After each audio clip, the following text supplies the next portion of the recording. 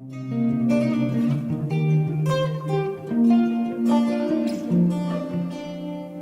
Oloitoktok, Kajiado County, Gilbert Gitau, who was born with HIV and physical disability, struggled to find his way in the world. Join us as through this episode, we take you on a journey of hope from the hardest of upbringings.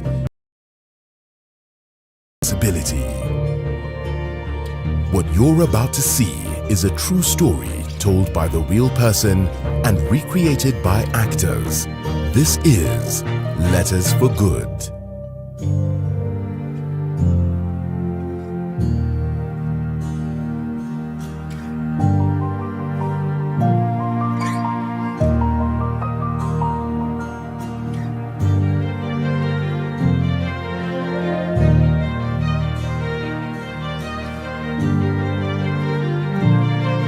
My name is Gilbert from Oloitoktok.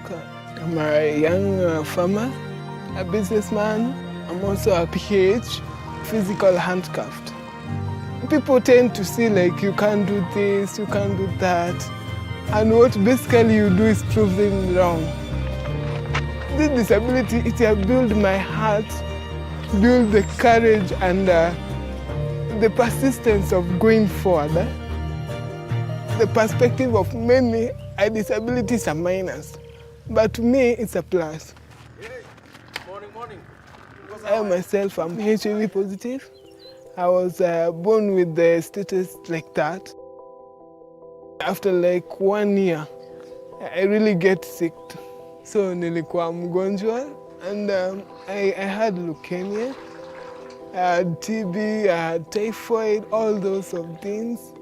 I was at the verge of my death. When you are disabled, actually it is an obstacle when we come to realistic. Growing up, my mama used to take me to therapy for a good 5 years. You can imagine carrying somebody who is already grown at the back for 5 years. It's been a challenge, first of all, the stigmatization back in school. When you're in the road, people tend to all the attention are to you.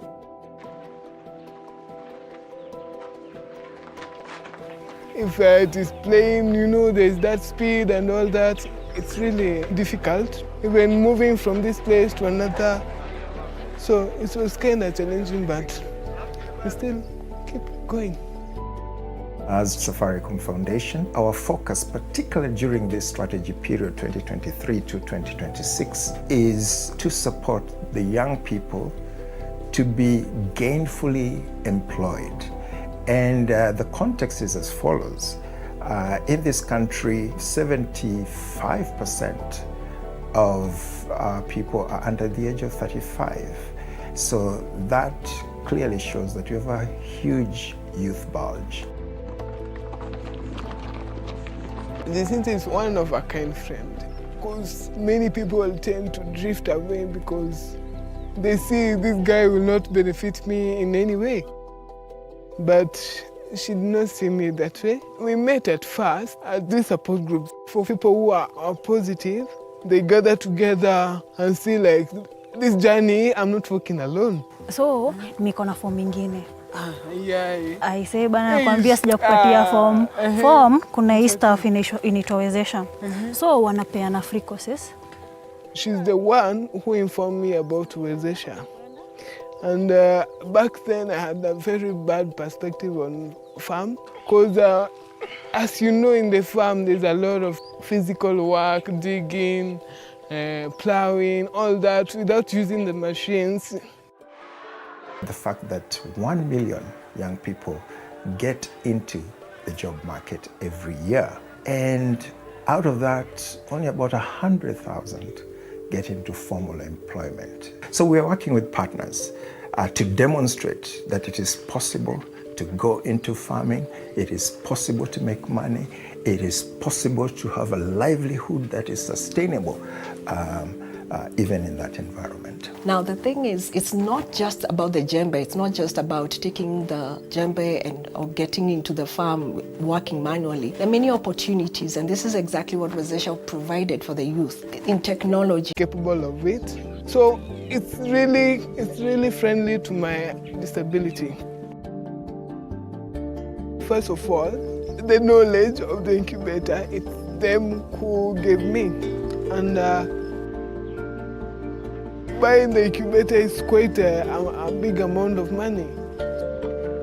So like the Wezesha bought me that and they gave me the market because farmers came every Thursday. So they did all that and I'm really grateful. Hi. Gilbert. Hey, karibu. You see, like this one is a female one. As you see, the crown is shorter. And this one, you know, the economy of now, it's really tough. It's really tough. Even getting a food on the table, it's kind of challenging. So you find there's some things I'm able to buy in the house. I was able to purchase a decoder, I was able to purchase, even if it's an old model, but a television. And doing shopping there, and then we never lacked food, we have never slept hungry, you see. Actually, there was a day, she did not realize that I had that, but she was talking to her friends. And she said, sikuwa natarajia kama taondo atakuwa ananisaidia na pesa, like kufanya shopping, kama brother kona shida nalipa rent. And it really made me proud. Investing in solar incubators and now being able to now track their business. Now putting simple bookkeeping practices builds their confidence, helps them now, help in their families, and also be able to, for them to even save for school and for college like they are. And I think that is something that is just admirable. Actually, I was saving up because I'm not done with school. So my plan now, when I'll be going to school, I'll basically leave my mom and Jacinta to run the business while I'm studying. Yeah. The success of this can then be replicated to 10 counties, and the target that we are looking at is that over a period of 3 years, 100,000 young people will have gone through that process. Let's call it an induction process. If we do not deal with this youth bulge and the employment crisis that we have, all of us are at risk. So it is good that we come together, work out on solutions so that these young people have a future and have a hope. To the Safaricom Foundation, I'm really thankful. You have impacted the community in a margin that you could never imagine. It's a margin that you could never imagine. So I'm really grateful, and keep doing it. You are doing something. Your work is not in vain.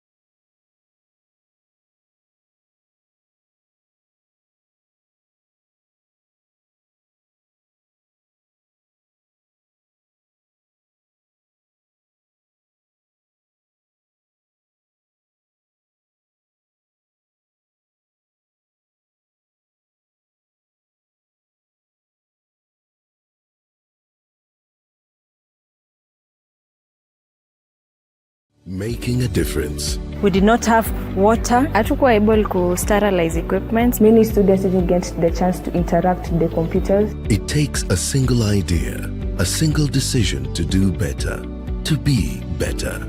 But what does it take to make a change? At Safaricom Foundation, we believe it takes passion, love, dedication, and Kenyans to build a better future. We partner with communities across all 47 counties by advancing education, by enhancing healthcare, by supporting economic opportunities. We partner with people through the values we share, the people who inspire us, and the lives we continue to touch. Because when we unite, there's nothing we can't do.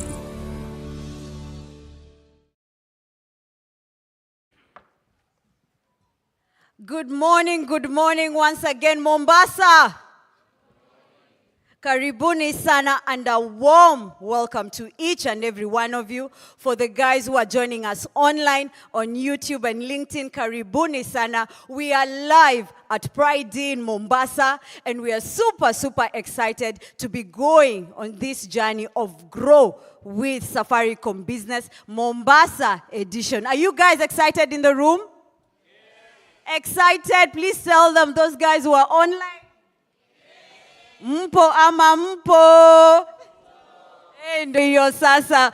If you guys are joining us online, we would also like to know, where are you joining us from? So please, so that I can know you're following through this conversation, drop a fire emoji where you are and let us know which location or county you're joining from, as well as which biashara you're representing during this time. Karibuni sana. So before we head over to the speakers, I would like to share some housekeeping rules for the online audience. So use the comments on the YouTube or LinkedIn so that we can follow through the conversations, and I will be going through those as we continue with the convos. Should you require any support, as always, the team and I are on hand to keep you connected with LinkedIn and YouTube. So we'll be able to reach out via chat, and you can reach out to us as well. We also have a special digital link available for you to post any questions you have today. We have a superb list of how we can grow how we can basically advance to the next stage or accelerate our businesses. So please head over there on www.menti.com, enter the code 813-77632. So that is our question platform where you can drop in your questions, and we are going to have a Q&A interactive session at the end of the guest speakers' presentations. So on there, we'll be able to answer all the questions, the feedback and comments, or whatever you have in store for us. So that is the Menti, or you can scan this exciting session. And today I am here with none other than Koinange, and I know most of you know him. Koinange, salimiana tafadhali. All right, my name is Peter Koinange. I'll be the co-host as a side hustle, but during the day, I'm a business development manager at Safaricom. Humbled and to be with you today. Over to you, Vicky. Asante sana. This is his one more skill. He's trying to hone it. So karibu sana Koinange. So before we get into the official program, I would like to take us a moment so that we can bless this session. And I would like to invite on stage Abshir from the county government, who will be praying for us, as well as Brenda from B. Jones Delivery, who will also be praying for us, leading us with a prayer. So Brenda for B. Jones and Abshir. Karibuni sana. I'm going to say a short prayer in Arabic, and I'd like to ask all of us to say Amin at every interjection, please. I will try to make it a short one. Bismillahir Rahmanir Rahim, in the name of Allah, the compassionate, the merciful. Allahumma inna nas'aluka khayran min hadha al-yawm. Oh Allah, we ask you for the good that you have put in this day today. Allahumma inna nas'aluka khayran min hadha al-yawm. Fathahu, give us the victory. Wa nasrahu, give us the sanctuary. Wa nurahu, and give us the light that you have put in this day. Wa barakatahu, and give us the blessings that you have put in this day. Amen. Thank you. Thank you so much. Let's believe as we pray.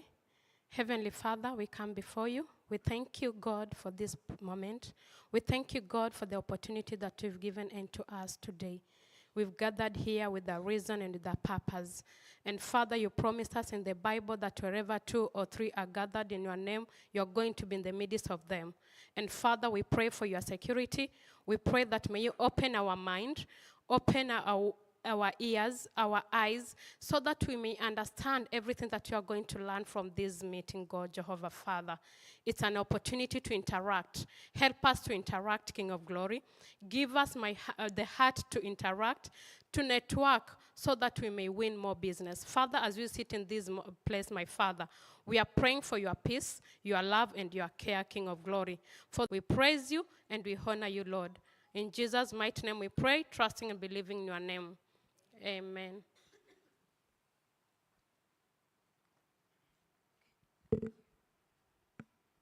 Asante sana for those prayers.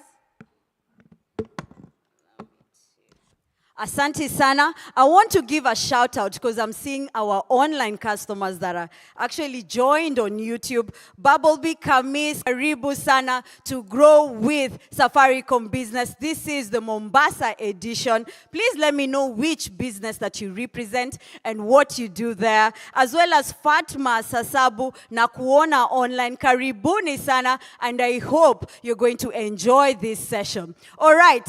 We have come all the way from Nairobi. I have come all the way from Nairobi, but this is not my home, right? Tumekuja kwa nyumba ya mtu. Nataka kuita host, akuje, atukaribishe, awakaribishe. I think ashawapea chai, ama sivyo? Amewapea chai? Mkate? Ndio? Hey, nakwambia energy leo. We need to do something. I think atawatandilia hata vitu zingine, but all the same, I want to invite a lady that you all know, and I'm sure you've interacted with her in Mombasa. She is the regional business lead, and she serves it very well. Please, please help me to welcome on stage Emily Mariera, the regional business lead, Mombasa. Please, a round of applause for Emily. Akikuja.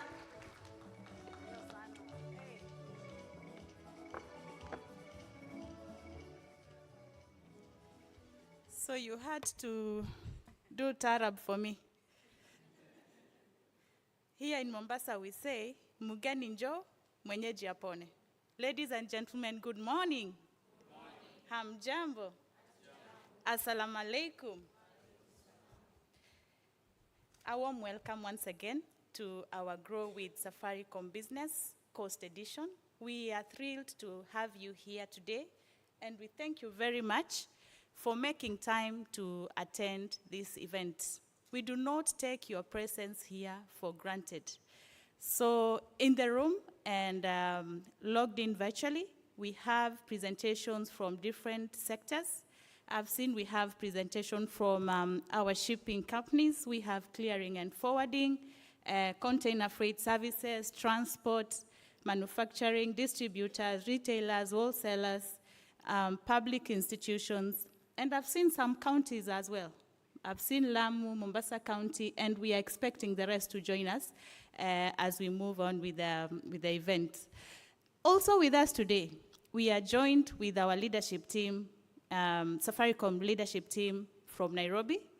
So partners, I've seen KEPSA, I've seen Lipasoft, I've seen Chapi, all the organizations that have been mentioned, my colleagues, and everybody in the room. Good morning. Good morning once more.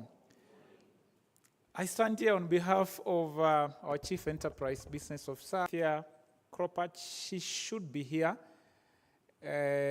Unfortunately, she couldn't make it this morning because of some unavoidable circumstances, but she'll be joining us later on in the course of the day. I think in the next 1 hour she'll be here. So I don't know what she would have said So let me try to imagine the things she would have said. I think the first thing she would have said, thank you for coming. So I really need you to clap for yourself for coming, because this is what we envisioned when about 3 or 4 months ago, actually must be around April, we started Grow It Safaricom business. Why Grow It Safaricom and why this forum? You know, for a long time we have done very many events and we call customers, and all we do is to showcase our services. So we are selling this, have a look at it. But we saw a gap. We realized that businesses, you know, Grow It Safaricom business, and where did we choose? We chose Mombasa because we realized that is the place to be. So that I don't get off script, let me be looking at the speech Cynthia would have made. Other than that, I could, I'll not lose my job, but I could be punished for not following. But let me just discuss a little bit about SMEs and what we want to do, and small businesses. According to the Kenya Institute of Public Policy Research and Analysis, we have about 7.4 million technology company, is to ask ourselves, how can we use technology? How can a small business use technology? Because one of the things that we think, oh, I'm a small business, I don't need to implement technology. That is for the big guys. Unfortunately, it's not. Whatever business you're running, it will be important for you to have some element of technology. And technology should not be very complicated. A simple domain, a payment system will help you. And I just want to say maybe 4 things that we see in terms of once you embrace technology, they're going to help you. I'll not go into details because one of the speakers here will delve deeply into talking about technology.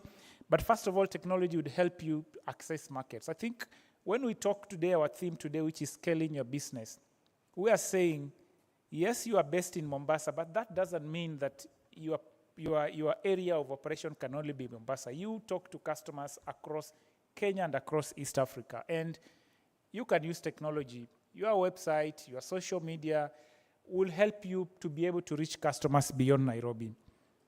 Secondly, technology will help you to be more efficient in your business. And perhaps the speaker will go a little bit into some of the details that can help you. And the third one is technology will help you to enhance security. I think nowadays we are hearing a lot of stories about, you know, organizations losing money. Cyber attacks have become quite common. And today we just want to say that you can leverage on technology to address that. And we have a team of account managers here who are able to help you that. But lastly, technology will help you to reduce costs in a big way. So I think for me, I'm just talking so that I can give you some hints on some of the things we can now start listening when the speakers will come. But look, like we said, this is not an event really about Safaricom to speak. So it's us to invite other industry players. When we thought about doing our first regional Grow It Safaricom business and going to cost, we toyed about what can we talk about, and we said, because we're having a huge business community, we realized what are the things they will be thinking about? They'll be thinking about how do I expand my business? And we thought perhaps we can talk about what opportunities exist in cost. And we found speakers who are really able to talk about that topic, about the opportunities you see in cost and how you can expand. We thought about technology. While I've just touched a little bit of it, we have a speaker today who really delve into the deep of how you can use technology to grow. We also thought about networking. Business is really about networking. It's talking to other businesses. It's talking to other players. We had a speaker. Unfortunately, he can't make it, but there is a representation, but we'll also be engaging more about that. So without further ado, allow me once again to welcome you to this event. and to also let you know that there's quite a lot to learn. We have some booths there where you can learn. We have account managers where you can learn. But for me, I can say this. The greatest learning will not be from, while it will be from what we speak, it is from the person seated next to you. The person seated next to you is possibly that customer you've been looking for.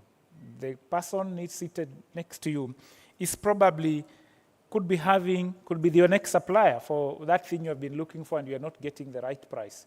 The person seated next to you could be the person with some information you have been looking for or is the solution to the problem you're having.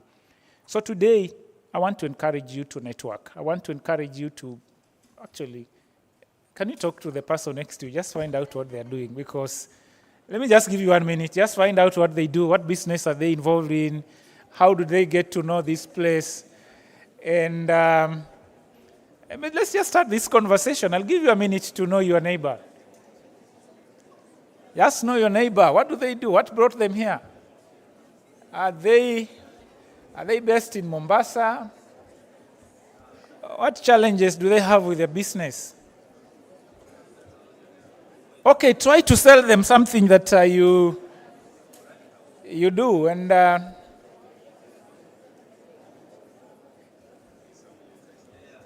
give them your business card. If you have carried your business card, please, let me see those who are getting to the pocket to share the business card, because it's very important for you to know your neighbor.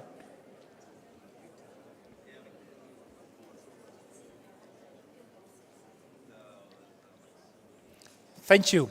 Thank you. So I will encourage you not just to speak to your neighbor, but also speak to somebody else, network. Okay. We're here until later on, so it's not like we're going home now. So for me, is to once again welcome you, thank you, and to say Safaricom Business is committed to supporting small businesses and looking forward to engagement. So thank you very much, and looking forward to the speakers. Asanteni sana.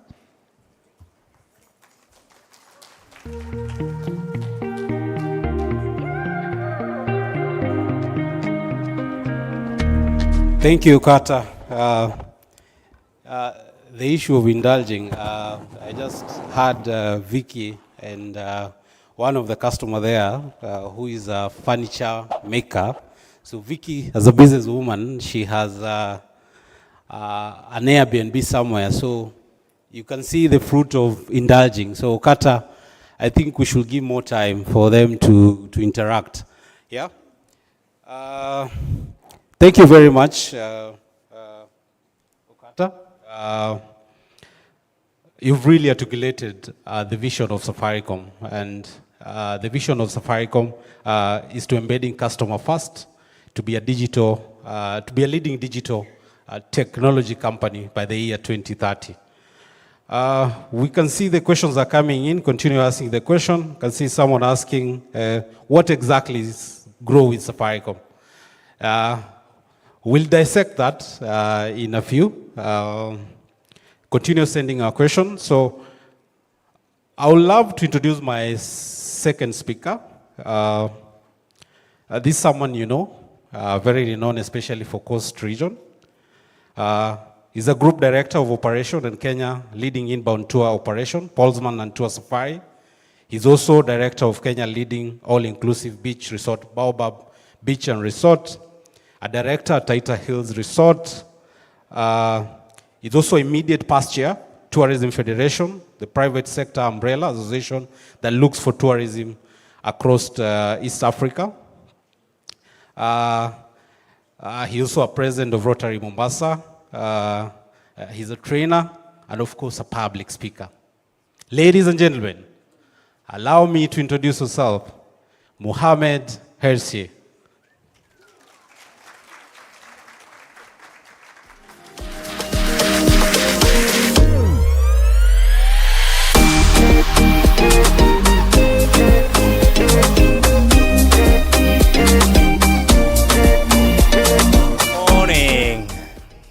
Good morning, everyone. Assalamu alaikum. Good. Let me take the opportunity to welcome those of you who are not from Mombasa, Kilifi, Kwale, Tana River, Lamu, and everyone. And also, of course, our hosts all the way from Nairobi. We say Karibuni Sana. So I'd like to hear a shout for Mombasa. The guys from Mombasa, where are you? Mombasa tupo? That's loud, yes. Kilifi? I can see. Kwale? Kwale? So it means next time you need to go to Kwale at Safaricom. Now, when I was asked to find time and speak at this forum, firstly, I'd like to say a few things about what I've just seen here, Grow with Safaricom. Many people forget that Airtel came in ahead of Safaricom because of our licensing and everything. But today, Safaricom, no doubt, is the leading, not only in Kenya, but in Eastern Africa, and we are now also gone to Ethiopia. And as Kenyans, we should be very proud of that. We tend not to be proud of our achievements. Sometimes we beat ourselves too hard. Coming to Safaricom, there's an African proverb that says, if you want to go far, then walk together. But if you want to walk fast, then go alone. When I see a tagline of Grow with Safaricom, Safaricom is telling us that, look here, we don't want to leave anyone behind.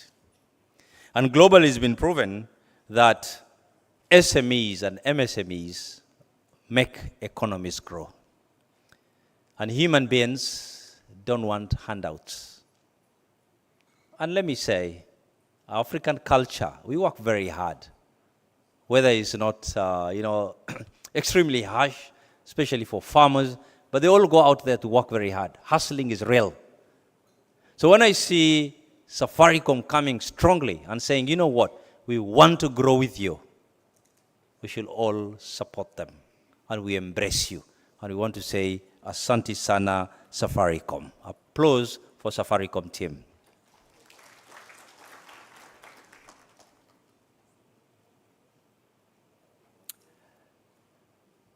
I was asked about seizing coastal opportunities to grow your business in the digital era. Firstly, we're in very exciting times. In all my write-ups, I write quite often, and I'm known as Mr. Optimist. I like looking at things on the positive side of life. When you spend too much time looking at the glass is half empty, then a lot of opportunities, you'll miss them.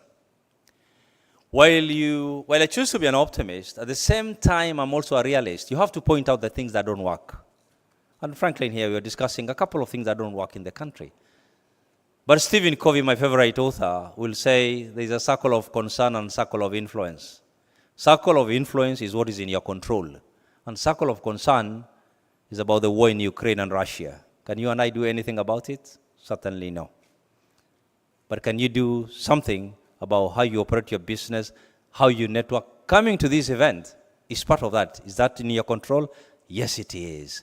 So we should consider ourselves actually very lucky that today we have that opportunity. So a quick background, importance of SMEs. While Safaricom have clearly said it, over 70% is actually SMEs in Kenya. But even globally, in my teachings of corporate governance, is that 90% of the business globally and more than 70% employment and 50% of GDP worldwide is by you people. And that is why countries and nations and authorities should make it easy for you to grow your business. Because when you grow your business, number one, you're creating employment for yourself and also creating employment for many others. All we want as business people is very simple. I always say it, an enabling environment. That's all we want. Give us good roads, give us reliable, affordable electricity, licensing aspect. Don't make us spend too much time chasing licenses. And I'm glad that we have a colleague who is going to be speaking about how to make that easy for us. The UN 24 theme, I don't know how many of you know that actually revolves around MSMEs. Leveraging the power and resilience, which is also here, resilience. And Kenyans, we are very resilient people. To our online delegates, Kenyans are very resilient. We've been through a lot. And in my business, tourism is a very resilient business as well. In tourism, you're up here today. Something goes wrong, especially when it comes to safety and whatever, just drops down.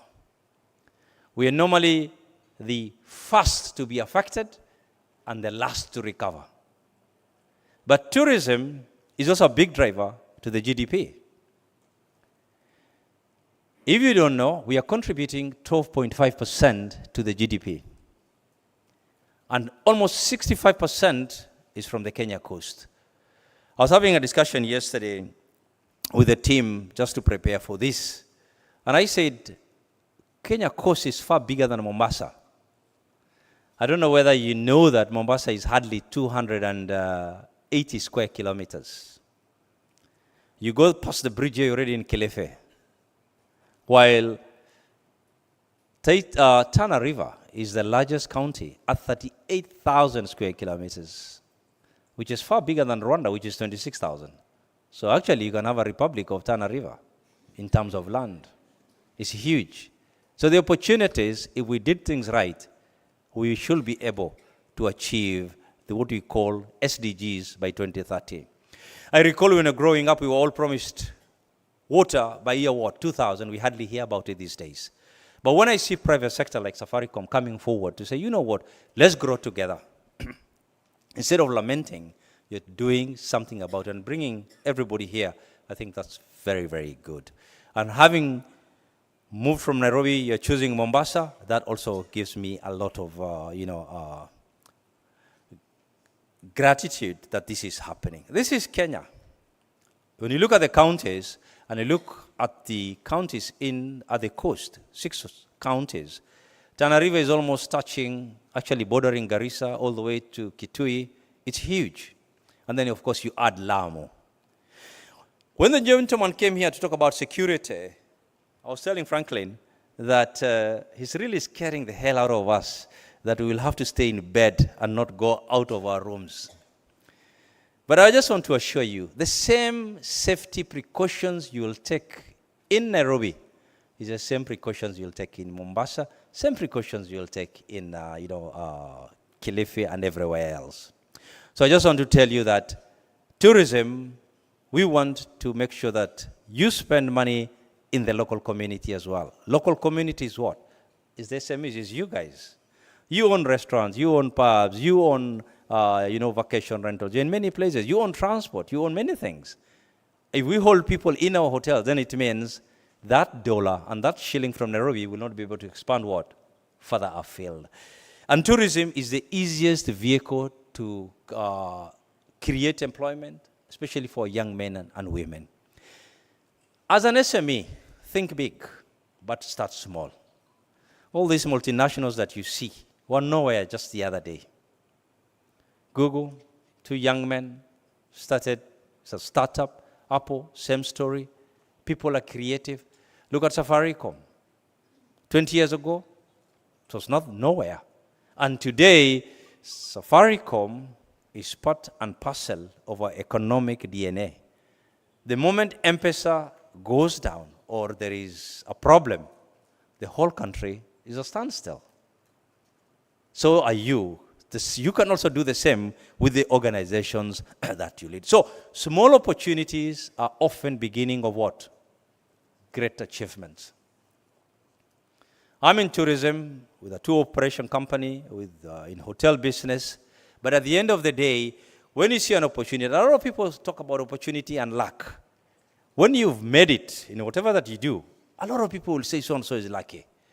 Abdullah is very lucky, or Lucy is lucky. But if you are not prepared to take a risk, will you be able to seize that opportunity? Certainly no. There are very many empty seats here. And I know there are people who confirmed, but they're not showing up. I could have also said, you know what? I've confirmed, yes, but I've got other things that have just cropped up, and we always say last minute I couldn't make it. It is said, if you don't get out of bed, you have no business talking about the weather. Right? Yeah, you can't stick in bed and you're talking about the weather. Get out there, hustle, and then you'll know the real hustling, what it means and what needs to be done. So seize the opportunity that has come along. Quickly, when I look at coastal tourism, especially on tourism and hospitality, Mombasa is your second hub. And you've been fighting for what we call open skies. I told you 60% of Kenya's tourism is at the coast. And tourism is labor intensive. You cannot automate making a bed. You cannot automate, cooking in the kitchen. There are many things that we do which is labor intensive, which means it is creating employment, okay? So Mombasa is second hub, which means Mombasa is feeding all these other counties. So what are the opportunities? Of course, we all talk about safari, but I want to ask you to think slightly different. People are looking for authentic cultural tours. People would like to go out in the villages nearby, to get a feel of how we live and how we do things. We don't have many of those. We all want to take you just to Hala Park, and we drive you all the way to Savo East and Savo West. Vacation rentals. People have said that Airbnbs, which is just a small component of what we call vacation rentals. Even when there's an incident that has happened, we say it happened in an Airbnb. Well, they're actually not even registered under Airbnb. So I want you to take advantage of these vacation rentals, because not every time you like to stay in a traditional hotel. The pessimists have said hotels are going to close because there is what? Airbnbs. That is scarcity mentality. There is enough for everyone. We just scratched the surface, all right? So if you are operating one of the vacation rentals, then you need to be different. And not all vacation rentals are Airbnb, just the way you can refer to old tablets as iPads. We did that for quite a time, yeah? I'll also encourage you, be a host. And Kenya Coast, we are warm people. Everything is karibu. Even when you're leaving your parting ways, it's karibu. I still remember as a young kid growing up, when I visited Mombasa for the first time, I had karibu. I said, hey, am I being asked to come back again immediately? That's how friendly we are. So be a host. It's just not about selling accommodation. Cultural tourism is key. Other countries have actually exploited this. And more opportunities in tourism and travel. Just quickly, there are many people who don't know how to swim. You all gather at Jomo Kenyatta Public Beach, and that's it. But what does it take if you get space somewhere and you say, you know what, I want to give you a family-friendly atmosphere to help you to learn how to swim. And that's a business. Artisan workshops, we have the Akamba, yes, but there are many clients and many guests who like to know simple things, how to weave a basket. We did it in Taita Taveta, and let me tell you, a whole day you spend on that. And when people go back and they say, I made this basket, it's a science on its own. There are things that we don't appreciate, and we really need to do that. What about mobile spas and wellness? All these vacation rentals that are coming up, would love to have that magic hand. If somebody is unwell, people are healing, name it, mobile spa and wellness. So you talk about doing things that touch the local community. I mean, you have to share. For instance, when you come from Nairobi even now, and we'd love you to go into Old Town. We still have a lot of fixing to do, yes, but we would like you to walk around Old Town just the way you will walk around in the souks in Dubai and many other places. Nothing should stop you from doing that, all right? So it's important that we provide you with that atmosphere. Backwater tours, mangrove tours in dugout canoes. You don't have to do yachts every time or speedboats and it's just jet skiing. These are opportunities, low entry in terms of capital, but you can get a lot. Now, infrastructure. Let me tell you, at the coast right now, we are in exciting times. In fact, a lot of this infrastructure is happening during our lifetime. I was telling somebody the other day about Southern Bypass, the Dogokundu Bypass.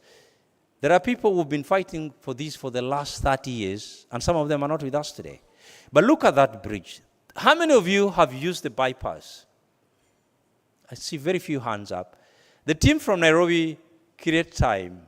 It's a beautiful drive, and you'll be proud as a Kenyan that we have this kind of infrastructure. 1.45 kilometer is one of the longest bridges in Africa that takes you straight into the south coast. And when you look at this particular bridge, on the extreme end, that is the start of the Mombasa Economic Zone. Today, you're driving from the airport, you've seen the beautiful road, you can see what is happening out here, and it's just optimism and very bright future. What does this do? Real estate. Opportunities, big. Farming. Opportunities are like a lot. You don't have to do large-scale farming. Today, people are looking for organic vegetables. In my small, hardly an eighth of a plot behind my house, I grow all my spinach, I grow all my sukuma wiki. And let me tell you, the excess I'm selling to my neighbors. I will have shared the image here. So anybody telling you that Mombasa and the Kenya coast cannot grow things is a big lie. That is a stereotype. So when I see trucks and trucks coming in, nothing wrong with that. But we can also fight for a pie of that. Of course, Lamu Port is another great opportunity. Anybody who is from Lamu, Cruise terminal. We have a terminal where we spend a lot of money as a country. But we use it hardly 10 times in a year when you get a cruise ship coming in.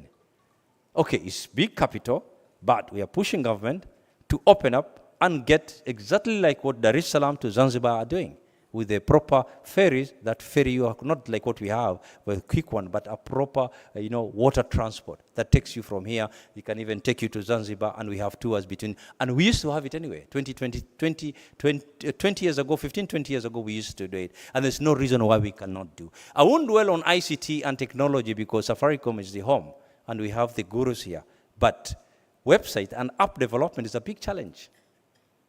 Either it's overpriced, person is unreliable, huge challenge. So that's a gap that needs to be closed. And then photography and videography for hotels is a big challenge. I'm a hotelier. Getting somebody to come and do for you proper photography, you know what? Clients will come to a hotel, and when they leave, they tell you, you know what? The images that you have don't do justice for your property. Because you've not told the world the stuff you got. And you're not sharing with the world. These are all opportunities. And then in the process, help fellow SMEs to manage their digital space. Let them focus on their main work, whatever that they're doing. Yeah? And not everybody has to employ a social media manager. That can be a shared resource. So opportunity is not about what? It's not about luck. It's about the ability to recognize the opportunity when it appears. Then what do? Grab with both hands. As you do this, you need to fight what we call procrastination. Procrastination. I'll borrow from Brian Tracy, another good author that I love, where he says, eat that frog. Many of us love procrastinating. And when he says frog, toad, when it is small, assignment is like a toad. As it gets bigger, it becomes ugly and becomes more threatening that you cannot eat it. But when you take it when it's still very young, very small, then that assignment is done. Many of us procrastinate until last minute, or we never even do it. And it's also said that cemeteries is where millionaires end up with great ideas. A lot of ideas have died and buried in cemeteries. I will do. Execution doesn't there. But the fact you're here, you've actually moved to execution. So all said and done, who is king? Who is king? Yes. Safaricom has realized that, and that's why you're here, because you're the king. And I must commend Safaricom on your customer service. Yeah? And I've been called many times, and they still say, hey, there's a problem with your home fiber. What is the situation? Forget about the Starlink story for now, because that was already happening before then. And I'm not about to boot, and I've actually said that in my write-up at a later stage. Let the competition come. And I believe, as a Kenyan company, Safaricom will be able to hold its space and even get bigger and better. So please, if a window of opportunity appears, don't pull down what? The shade. And I told you, you have no business talking about whether, if you what? Remain in bed. Thank you. I could have gone for an hour, but I'm really sticking to the time that I have been given. Asanteni sana.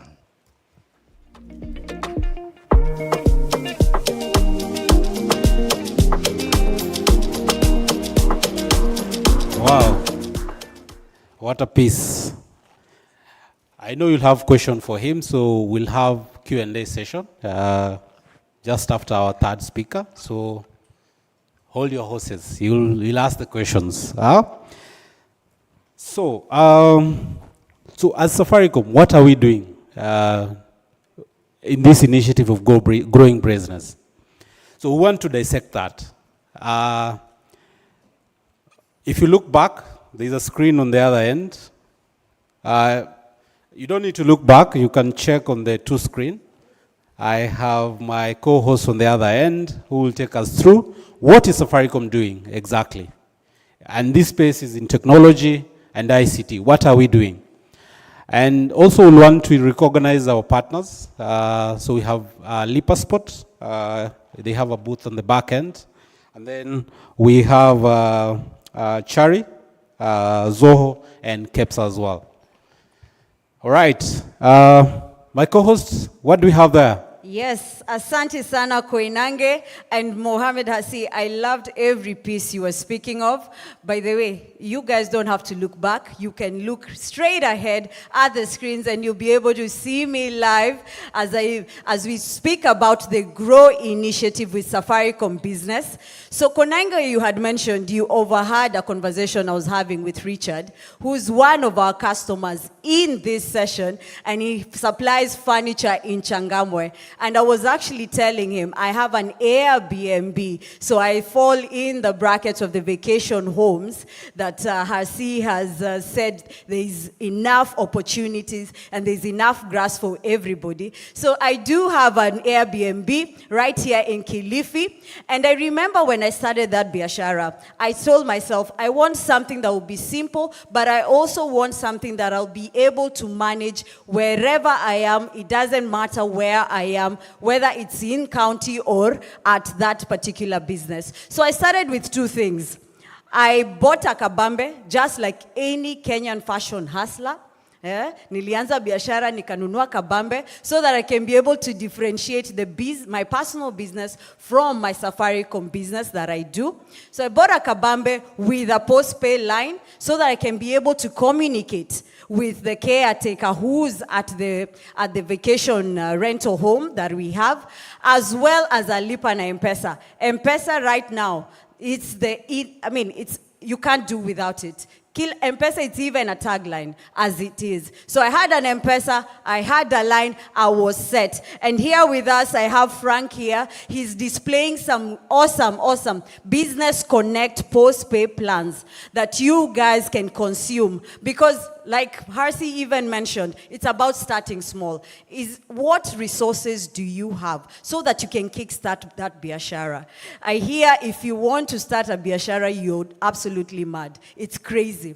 I think I'm a crazy person just starting it off. But I said, let me do this. Let me just start it, then I will learn on the go. I will learn forward. So yes, started growing, yeah. I got my line, I got my Lipa na M-Pesa. The next thing I told myself was, for my tenants to enjoy. Right now, internet is as important as any basic need. So that was my next step. I connected myself with internet. Luckily, where my home is, there is actually Safaricom home fiber. So I got internet for my customers.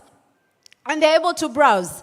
And even then, I'm also able to showcase and to shout out my property online. So I'm able to actually go on Facebook. That's where I brand myself as well, using internet. It's so easy, the things that you can do with internet. And that's the thing, because I'm thinking as a business owner, yes, you have started, you're trying to grow consistently. What's the next step? You want to grow faster. So you need internet. What else can you layer so that you can be able to take your business to the next stage. For me, physical security was important. So I had to put on CCTV. I don't have to be at my property to be able to check who's going in, who's coming out. So peace of mind is important. And that's what the internet offers. Technology offers peace of mind. So CCTV, I hooked it up and I was able to do all that. And here we do have Peter. So if you require some solutions that will enable you to grow faster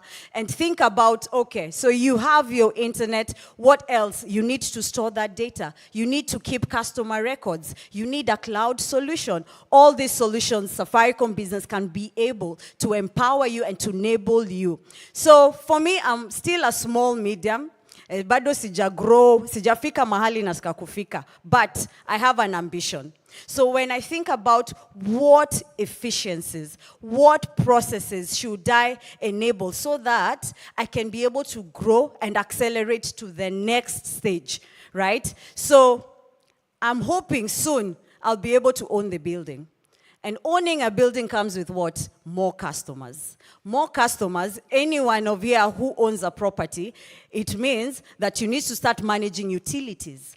Electricity, maji, internet, all these things our customers require. So you need a managed platform. A platform where your customer will not always be asking you, hey, bili ya leo ni ngapi? You're trying to, sift through the records, the receipts. Did he pay? Did they not pay? How much is it? How much is internet? So you require a platform that will enable you to be able to have ease of mind. You can sleep well knowing your tenants are good and they are happy and they have a seamless customer experience. So when we talk about growing efficiently, that is what we are talking about. And we have amazing solutions, right from the telematics and the IoT of things. So these are the platforms that Safaricom Business can help you. We're talking about enabling you. So regardless of how big or small your business is, this is where the place is. And we do have Jane Solomon as well as Anne who are here with us. So after the session, you can listen to them, you can come talk to them, share with them your business, and let them guide you and consult you.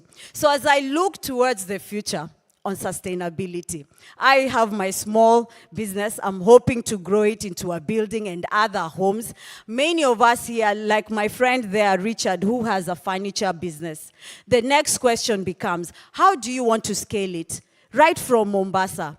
Uliniambia uko Changamwe, right outside the outskirts of Mombasa. You go to Nairobi, you go to other counties, then you go global. How are you going to ensure that you have access to the markets? You need technology.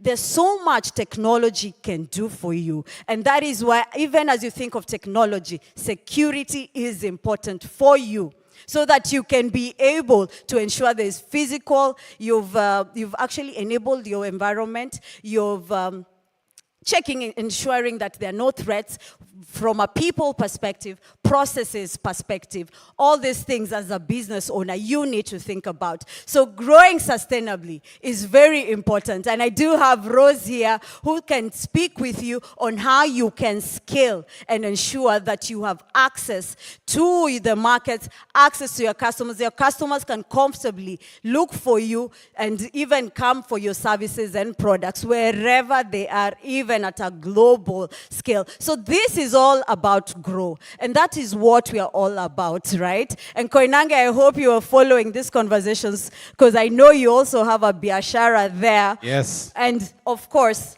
we cannot grow. And I liked the line, you can't go any further without our partners. So once you're done with the session, you can definitely come and have a look at what they can do for you. So what's your growth story? Back to you, Koinange.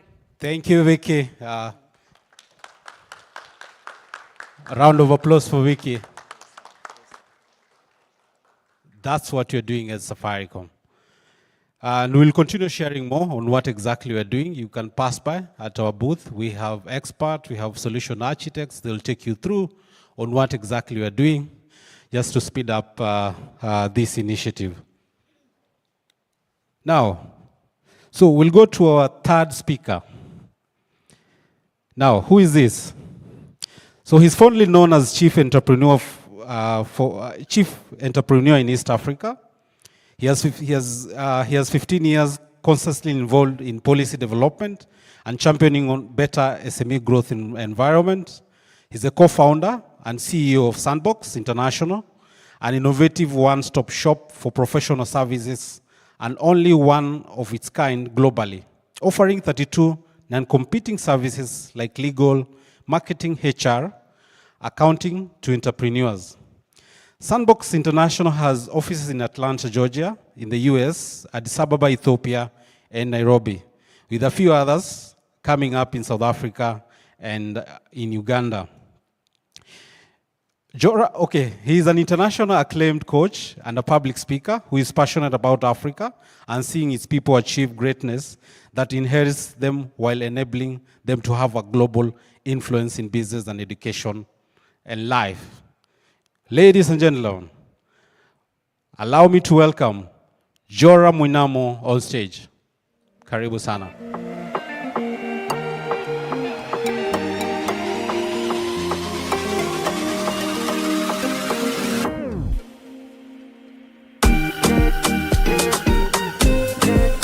I was about to start speaking and then the music started, so I wanted to start dancing because I'm a party animal. Good morning, everyone. Okay, I hope you can all hear me very well. So, like we said, we need to pick up the energy in here. These are entrepreneurs. I've been an entrepreneur since, I had a side hustle since 2004. And then I became a full-time entrepreneur in 2007, okay? And I know entrepreneurs are not your normal individual, okay? If you decide to start a business, you probably, she mentioned it, have a degree of some craziness to be able to do something like that. Because you're taking risks. I'm sure many of you still are told today by your spouses, your family, why don't you just get a job? Why are you still, struggling through all these challenges? But we become entrepreneurs because we are passionate about making a difference. And there's something we see that everyone else is not able to see. You're a visionary.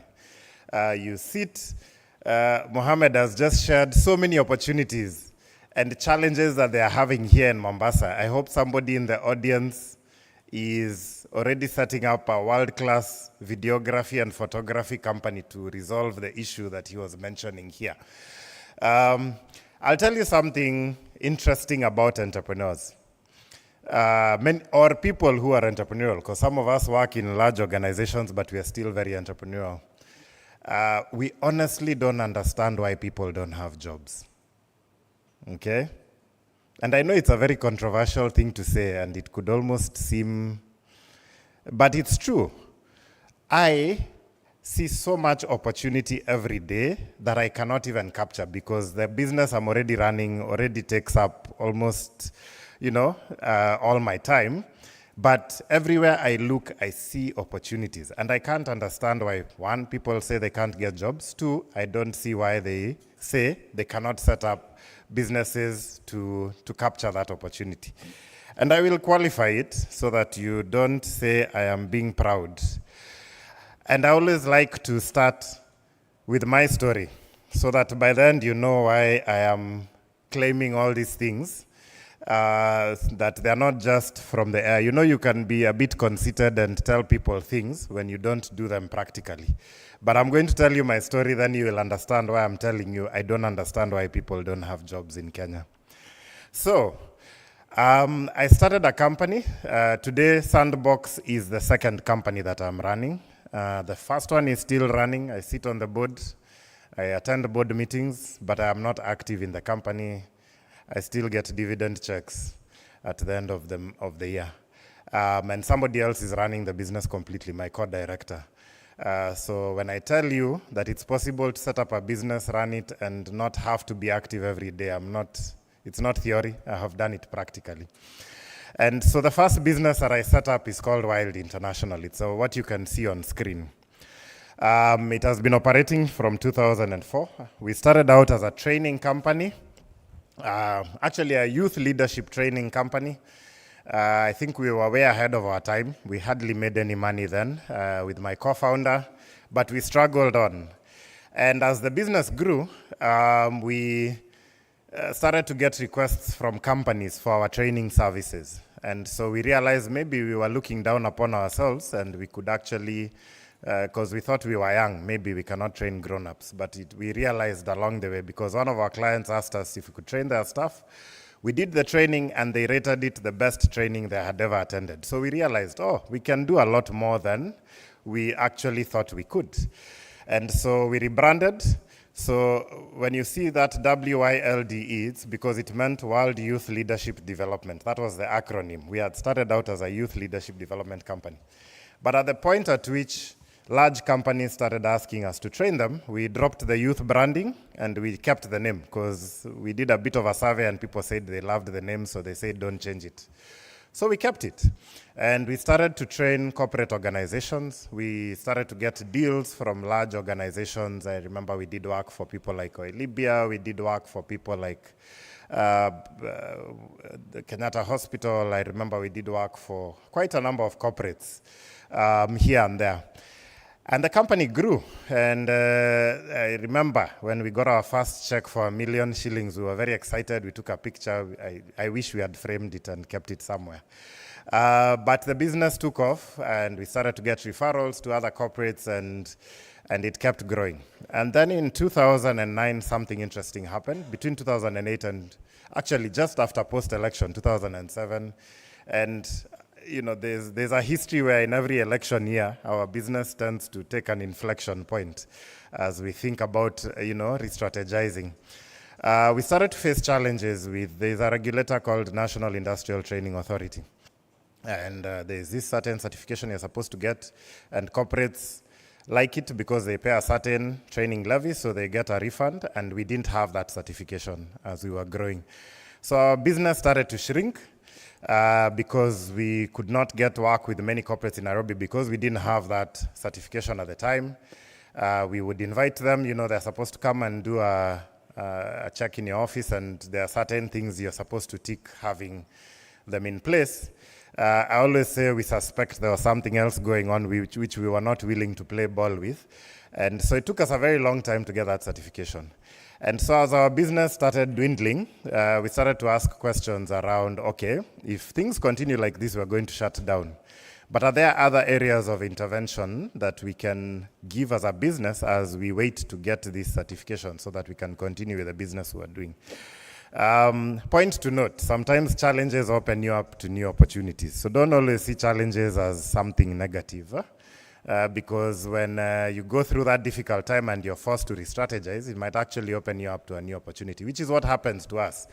Because we were so focused on the corporate opportunity that we were not seeing those many other opportunities around us. So we ended up exploring, and we looked around and we realized there was a lot of entrepreneurs around us who were trying to build their businesses, and nobody was offering them services to help them understand how they can structure and scale their business.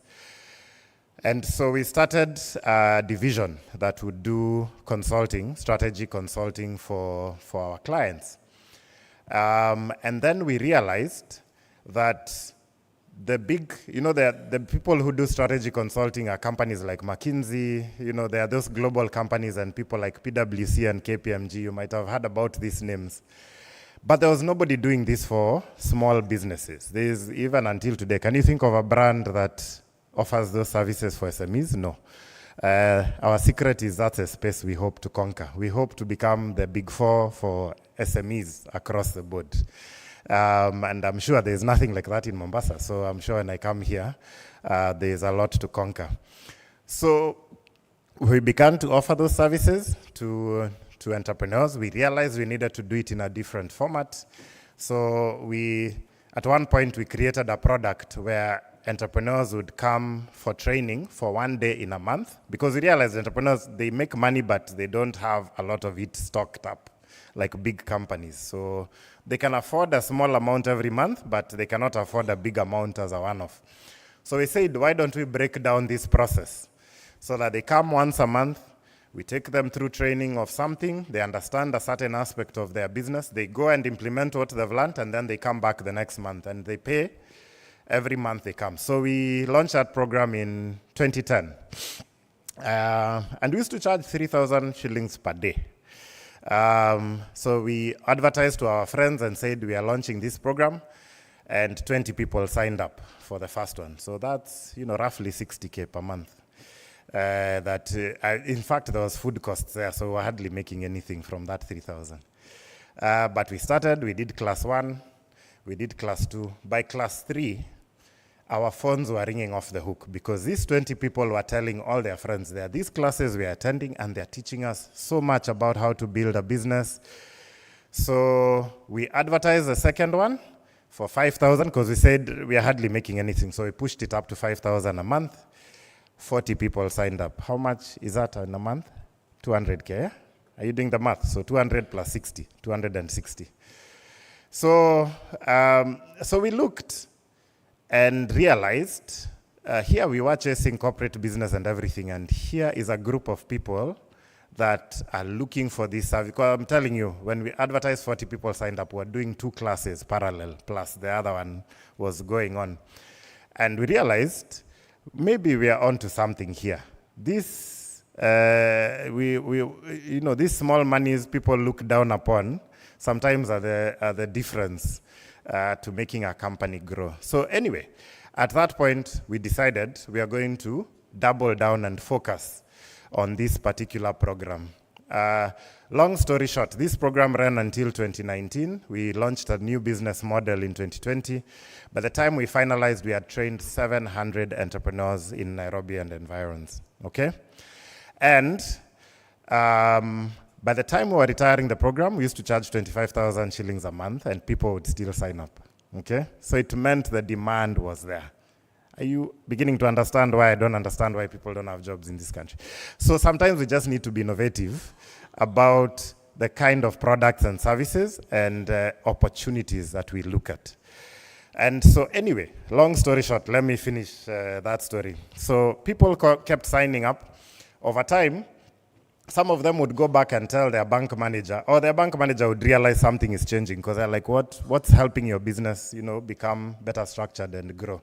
And they would say, there's this program we are attending.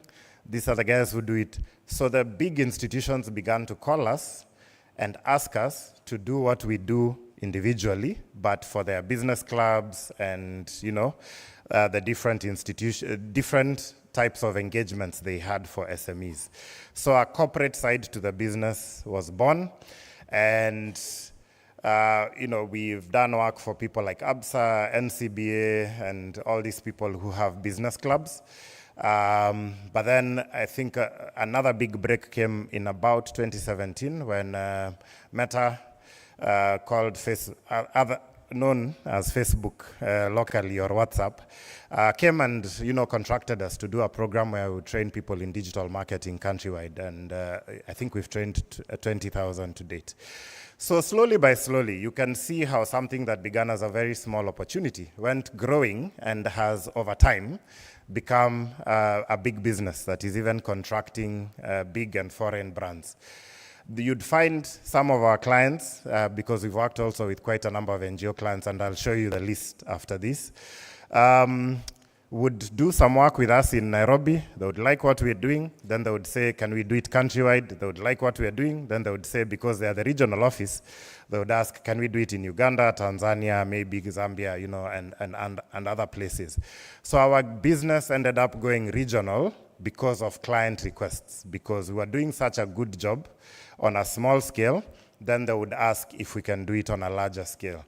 Again, long story short, we've ended up doing business in Egypt, in Nigeria, in Ghana, in South Africa, Mozambique, all over the continent. We've been contracted to do that. And so while International as a company kept growing, I was tapped also to do some work in Europe and with Asian companies as well. you can just see how it went growing and growing and growing because people like what you do and they keep giving you work because you realize some of them have a global network, and when they ask who is the best person who can do this, they're told, go to Wild International. So as a result, we ended up, offering our services globally because of the good work that we were doing, which is where I'll stop and say something else. Sometimes there are people who think I will do a great job when I'm given a big responsibility. I think it's even in the good book that says if you're faithful with little, you will be given a lot more, okay? Because some of you might be given a small job and you don't put all your effort or, to do a good job. Remember, we started with 3,000 shillings and it has opened up opportunities for millions down the line. If you're given an opportunity to do something, do it with all your heart. Do it like even if you're being paid 5,000 shillings, do it like you're being paid 1 million bob or 10 million bob. Like, put your whole heart into it because you have no idea what other opportunity doing a good job on a small scale will open up on a larger scale. And for us, that's how we have basically ended up growing worldwide and doing quite a bit of work internationally. So I could name all the countries, but I need to get on with my talk. So we've done work with people like Jubilee, Hivos, Asali, International Trade Center, which is part of the World Trade Organization. We've basically worked with your biggest brands until today. And so something else interesting started to happen in that journey, because remember I told you we were doing strategy work. When you do strategy, you help an organization look at itself holistically, and then out of a strategy process, you will identify a few things that need to be done. Sometimes those things were in areas where we were not specialists. Sometimes they needed legal services, they needed marketing services, they needed HR services, and we could not hire all these people internally to do it. In fact, in certain industries, like to be a lawyer, you have to be registered, it's regulated. So I'm not a lawyer, so I cannot offer legal services, and I can't hire a lawyer to offer legal services. So we started to partner with other companies that were similar size to ourselves, and we thought, offer good service. Sometimes maybe they offered the service to us, so we would be able to recommend them. But over time, remember I mentioned the number, 700 businesses. So over time, we realized we are dealing with a very large number of businesses, and we were referring them amongst each other as those different professions. But we were in different offices in Nairobi, and those of you who've been to Nairobi, with traffic and everything, if somebody came to my office and I'm doing strategy work for them and they need legal work, then I tell them, go and see the lawyer down the road. It might be a kilometer away, but they would sit in traffic for maybe an hour before they get there. So we started to ask ourselves, if we are serving the same customers, why are we in different locations, okay? And it was a no-brainer that if we came under one roof, we would be able to make it so much easier for the customers to get those services. And it would also be much easier for us to refer business to one another. So we did a study. We calculated how much rent everyone was paying everywhere they are, how much they pay for the tea lady, how much they pay for internet, how much they pay for all these things. And it was a lot of money. So we're like, look, we can get a whole floor in a building and share the costs, and we would even have much better resources. Sometimes you have a boardroom that's not used the entire day. So, if we mixed up and matched those resources, we'd be able to build something that we optimize and even reduce our costs. So that gave the idea for another business. And that's how we ended up coming up with the idea for Sandbox.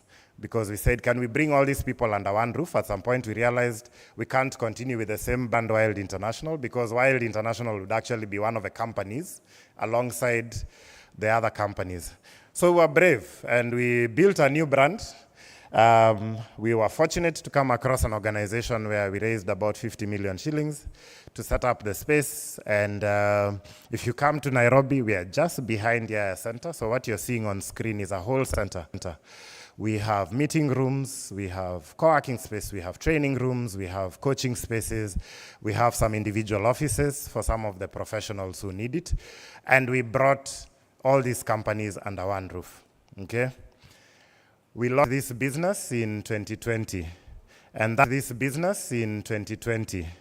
And that's the point at which I realized I couldn't run both companies anymore. So I retired from Wild and remained on the board and shareholder. And then we set up Sandbox, and I actually built an entire new team under Sandbox. So all these professionals under one roof, we call ourselves a business growth. All these professionals under one roof, you come to one reception, you find all the different services. So if you're looking for a lawyer, there's one. If you're looking for any of those, you find them under one roof. They are right there with their teams, and we collaborate to serve our customers. To date, we know that we serve a database of almost 2,500 businesses in Nairobi, okay, collectively as a group. So it's big. I know I'm talking about it normally. These are the people that we have brought together, our experts. You can see we are very proud of our African brand. That's why I dress like this even every day. We are very passionate. We call it the village formula. There's a saying that it takes a village to raise a child in Africa. We've stolen that saying, and we say that it takes a village to raise a business as well. Okay? So if you come to the village, you find us. We are all there, ready to help you. There is almost no business area that's not represented. If you need travel, a travel agent, we have one. If you need insurance, we have somebody. If you need PR services, there's a company to do that. If you need personal finance and investment, if you want to invest in the stock market as an entrepreneur, we have somebody to help you with that. If you need governance and board services, knowing how to structure your board and board meetings and somebody to help you with that, we have somebody for that. Accounting, if you want to outsource, if you need to do your branding, if you need coaching, if you need sales, all these people offer all those different services under one roof. Yeah, I can see some of you looking at me like, why are you not in Mombasa? Okay, because I know you have all those problems, and you'd be very happy to have that. Don't worry, Mombasa is underway, and we hope to set up here soon. There's a partner we've been talking to at Ratna Square and hoping to set up there. And so we brought these businesses together, and we've been running together since 2020, so it's 4.5 years down the line. It has been extremely successful. These experts have been doubling their revenue every year, and the people we serve, we've also done surveys for some of them, are happy. Some work with 6-7 experts at the same time to build their business, and they're just happy that they have one place they can go to where they get quality services, people they can trust, and the kind of services they need. Of course, we've had some challenges along the way, and we have to keep working on quality. Sometimes somebody comes when they're a small firm, and suddenly, because they have many clients, they need to grow and build capacity. And in the process of that, we usually have challenges, but it's something we work on every day. So it's not that, you won't always get very high quality service, but if there's an issue, we always, step in and try and see what can we do to help this person build capacity and make sure that we are able to keep offering the service. The other interesting thing is, once we did that, we also realized nobody in the world is doing this. Nobody in the world has brought together, today we have 32. Nobody in the world has brought together, today we have 32 non-competing professionals under one roof. LinkedIn, from the day we launched, we had people reaching out and saying, what you're doing looks very interesting because I'm connected to people in my industry globally. Can you come? We had people reaching out and saying, what you're doing looks very interesting because I'm connected to people in my industry globally. Can you come and do it in our country, or can I get a license? Can I get a franchise for what you're doing so that I can offer home? They would have seen what I was doing on LinkedIn, and again, we'll talk about technology going down.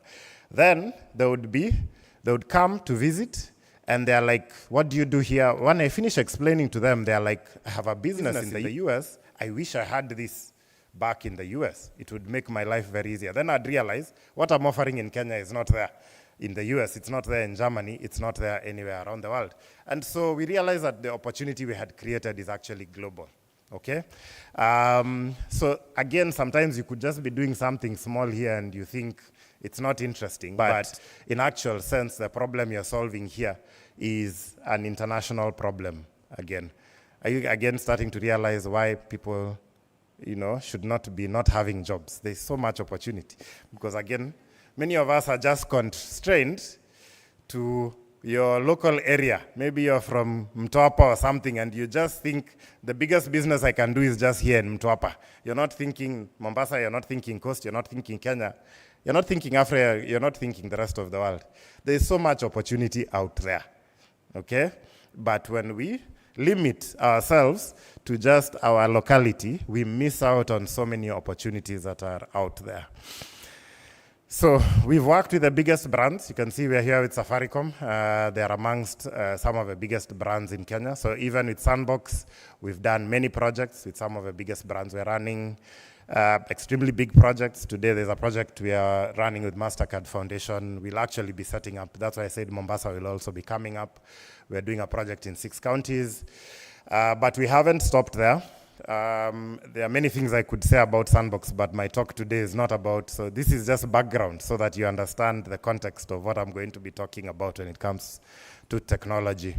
We have also set up some subsidiaries, so we don't only have, so the village is where the experts are, but we also have Sandbox Capital today that we are seeking to set up a fund that can fund those same entrepreneurs. We do have 2 other concepts where we are looking at where can this one-stop shop model also work. So we have 2 that are running. One is around the creative sector. We have a one-stop shop for the creative sector. It's not as public. You won't find any information publicly about that. It's still in the kitchen cooking. But they're running a project. And the second one is we asked ourselves, which other industries do professionals or experts work separately, yet we could replicate that one-stop shop idea. So the next logical one was building and construction. The architect, the interior designer, the engineer, the project manager, why do they sit in different offices and make it difficult for their clients to find them? So we have already set up what we are calling the Build Lab. To date, we have an architect, we have a QS, we have an engineer, we have a mechanical and engineer, we have a project manager, we have an estate agent, we have a, landscaping company. I think I could be missing out 1 or 2. But we are simply replicating the village model for building and construction, okay? So we'll have a one-stop shop. If you need to build a house, an office, commercial center, or do a project, you'll be able to come to us and we can take you end to end. So again, a simple idea that started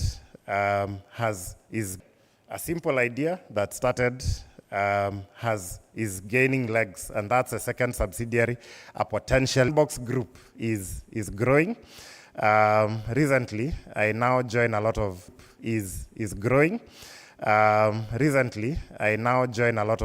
activities in Atlanta.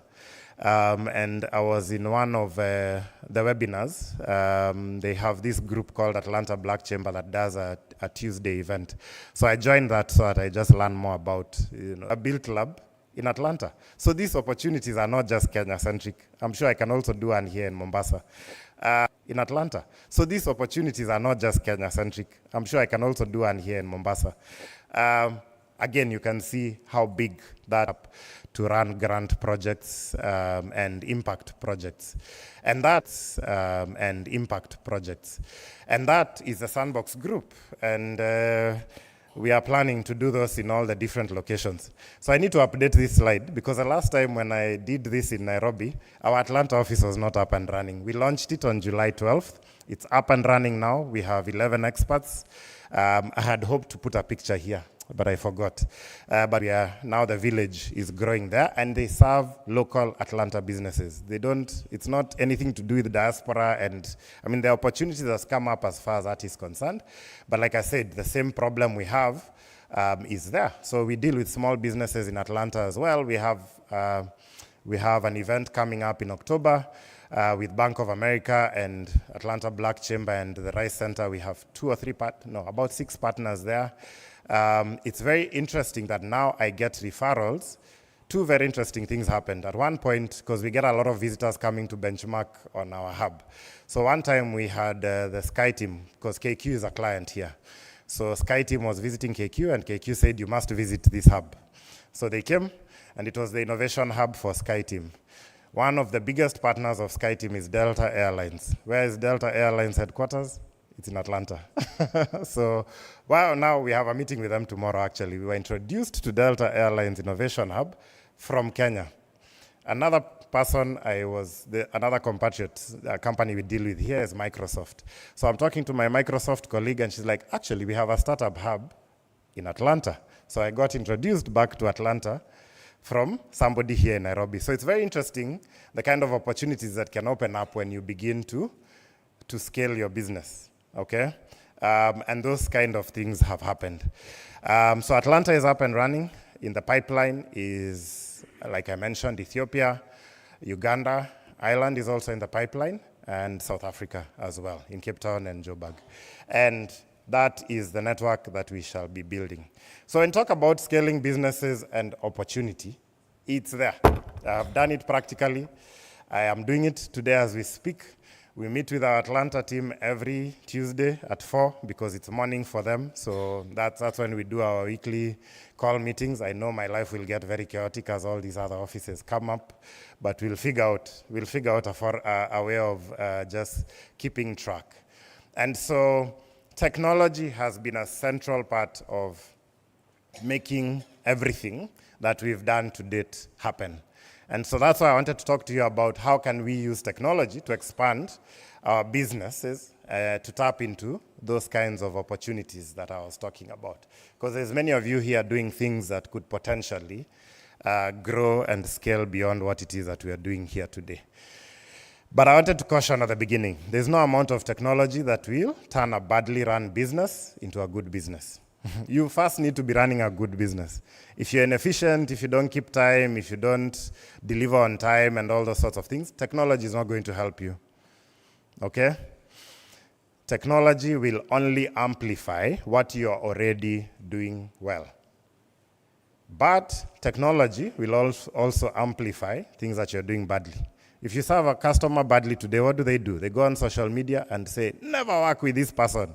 And they have 5,000 friends. Yeah, so they can, because of technology, they can mess up your reputation even faster. A long time ago when we didn't have Facebook, it was easy to get away with messing people up and people don't have a platform to broadcast. Today, they'll go on social media and say, these people are con men and every sort of thing. And then you find now yourself with a PR disaster to deal with. And so technology is a double-edged sword. It can be good, but if something in your business happens that is bad, it can also cut the wrong way. So we have to do everything possible to make sure that the businesses we are running, the products and services we are selling are good. We have to make sure that, we hire the best people and train them very well to be able to give good services. So technology is not an excuse for a badly run business. I just want to make sure that you understand that your business has to be well run in the first place. You have to have good systems, you have to have good processes. Then when you bring the technology, it can now accelerate that, okay? And take it a lot further than where it is that you're operating today. So technology, when we talk about technology, we talk about digital, okay? And so there's a question of how are you able to create value through digital as a business, okay? The technology itself is not the value. There's always something you're doing, and then you bring the technology and it enables you to do that thing even better, okay? So how do we create value through digital in our businesses? And there are several things that digital is able to do that non-digital cannot. Number one, digital is not constrained by space and time. I told you I have meetings in Atlanta every week from here. Okay, what enables that? It's technology. We get on Zoom, we get on Google, on whatever, and because of the internet, we're able to have a meeting and agree on KPIs for the next week and get things done, okay? So technology is not constrained. It can enable you to actually go beyond your space. Today, right from Twapa, you can serve a client in Brazil or in America or in China because of technology. Okay, so that's one of the things that technology enables you to do, to break away from the barriers of physical constraints and be able to go beyond where you are. Technology, depending on how you adopt it, can also help you to really personalize what you do for your customer so that you know, the Safaricom people are more qualified to tell you about this, but because if I'm able to tell, this is your age, this is where you live, this is what you do, I'm able to give you very specific services for exactly what you need at that space. Okay? So because of technology can enable you to do that. So you can customize something for 1 million people. Kitambo it was, you maybe get 1, 2, or 3 versions of a product and take it or leave it. But today, you can actually customize something for each individual. And then technology can scale, and sometimes in real time. That's why I said you can do something in China from here in real time. You can do something in Brazil. Sometimes you can even serve customers while you're asleep if you're in e-commerce. Yeah, where people are buying things, you're asleep, but people are buying things from whether it's Amazon or your website or your e-commerce site, and it's delivered to them without you even meeting or seeing them. So you can be able to reach a much larger number of customers without having to meet them in real time. If, say, you're the kind of person who's in services that are personalized, you can have an online training course and people take it at their own pace, at their own leisure. They do the tests, they watch your video, you know, they do certain things. Then if they want to meet you personally, you can make it a premium service. Then, you know, the digital can also be programmed and automated, where it can just do things on its own. Nowadays with artificial intelligence, there's many more things it can think on your behalf and help you to do. And then technology is very resilient. You'd find that a lot of people who had put in technology systems from a very long time ago, I think you've seen those blue screens in banks, those systems are still running until today.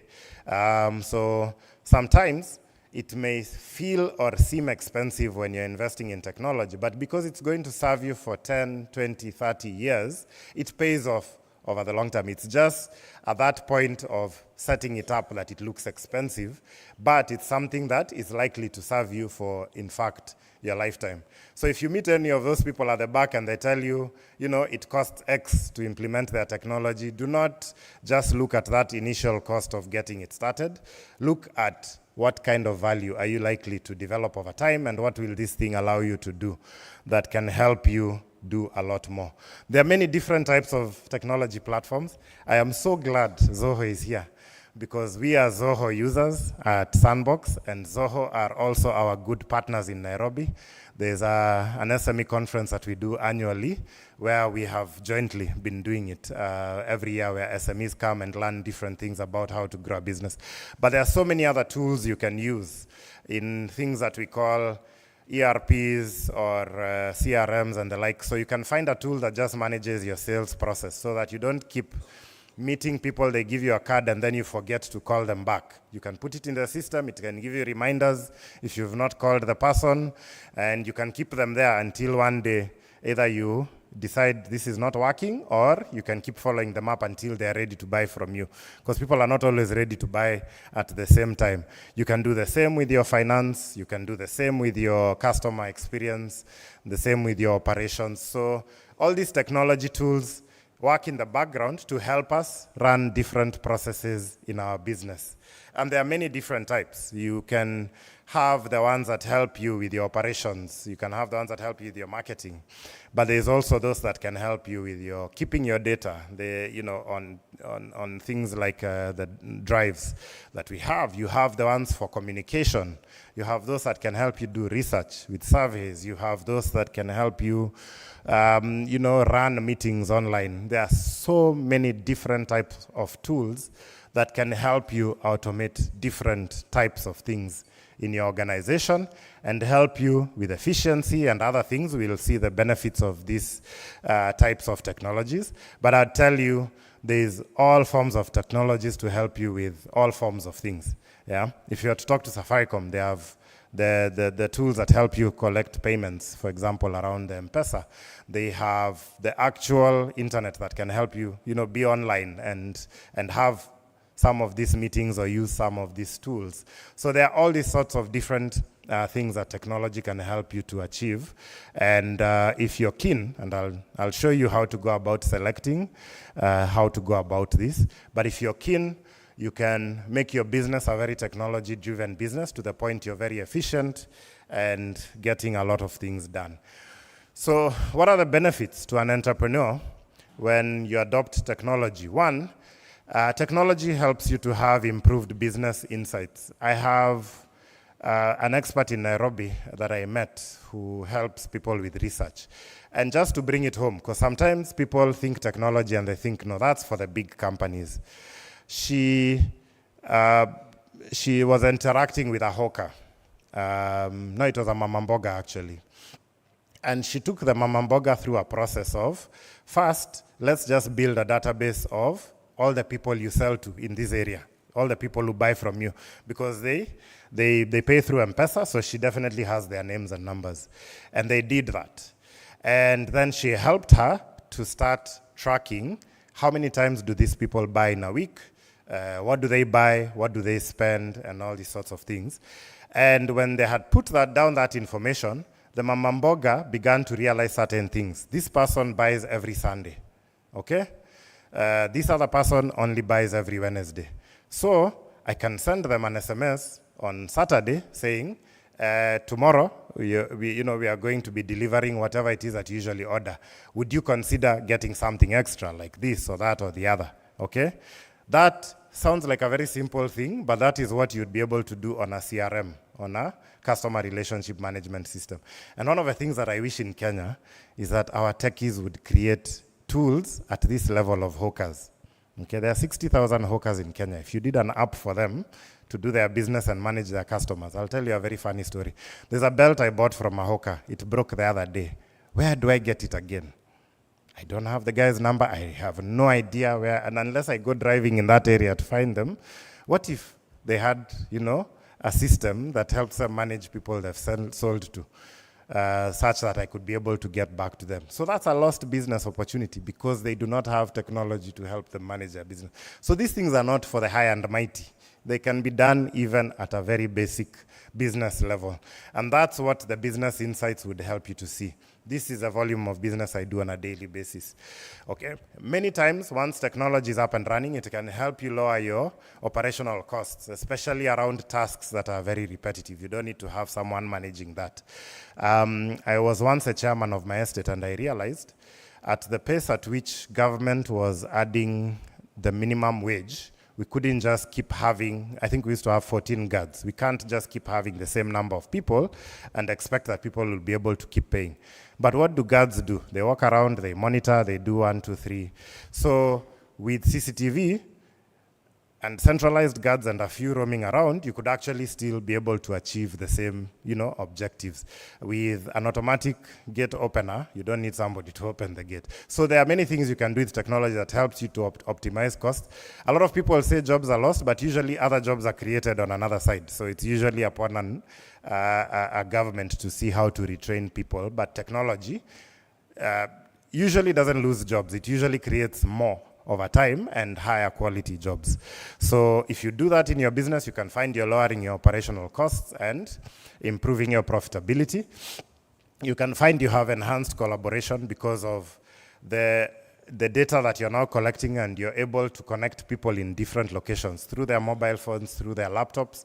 There are things you can be able to do together when you're not even seated together. I'm sure when Safaricom was planning this event, their Nairobi and Mombasa team were collaborating online and having meetings, and they didn't need to travel here all the time. They could do that online based on technology and save costs. You also find improved efficiency because you're able to actually get data in real time and see a lot of things in real time. You're able to then improve how quickly you serve people.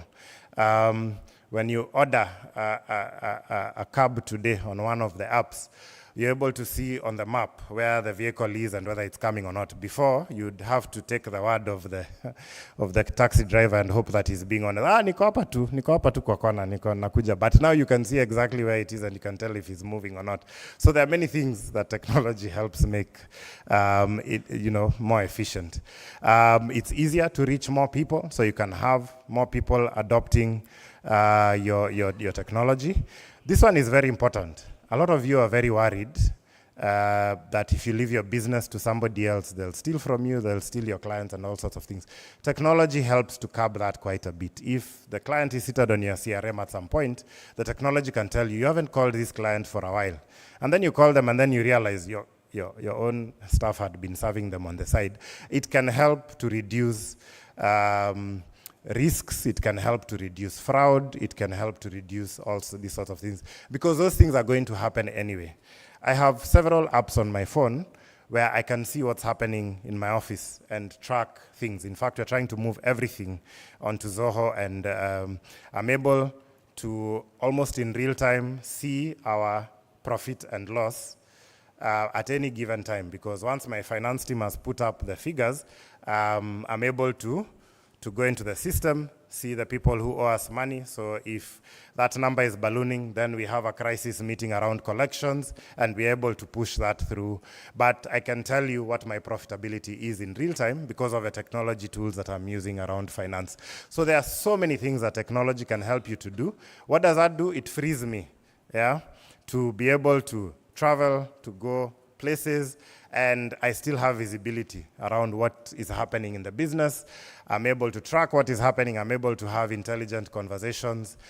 So the more technology you adopt, really, the more you're able to build controls and manage risk in your business. And then we talked about, I'll not go into detail about lowering costs. So I'm sure in your minds you're asking, how do I go about adopting technology? I think in many cases where I've seen many people fail is skip number one. It's good to talk to somebody who understands technology a little bit, and once Sandbox comes to Mombasa, we will have that person for you from here.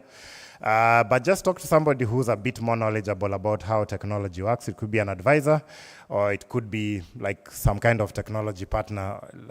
I'm sure if you were to talk to Zoho and ask, how would we come and do 1, 2, 3, they'll be able to walk you through different steps of what you do to implement the technology so that it works very well for you.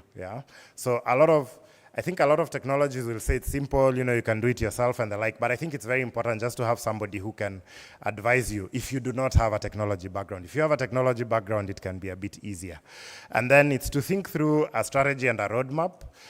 Which ones do we start with? Which are the lowest hanging? If I'm not using Pochi la Biashara, I can start with that today because the barriers are low. Then maybe I can invest in slightly more expensive systems down the line. So you kind of build a roadmap that says, I'm going to start with these ones that are easily accessible. Once people are used to it internally, then we add another one, then we add another one. And then at some point, you'll find that we have adopted technology across the board. So don't try and do everything at once. You'll get overwhelmed and confused, and you'll also confuse your staff and your team members. So do it in phases, implement it in stages.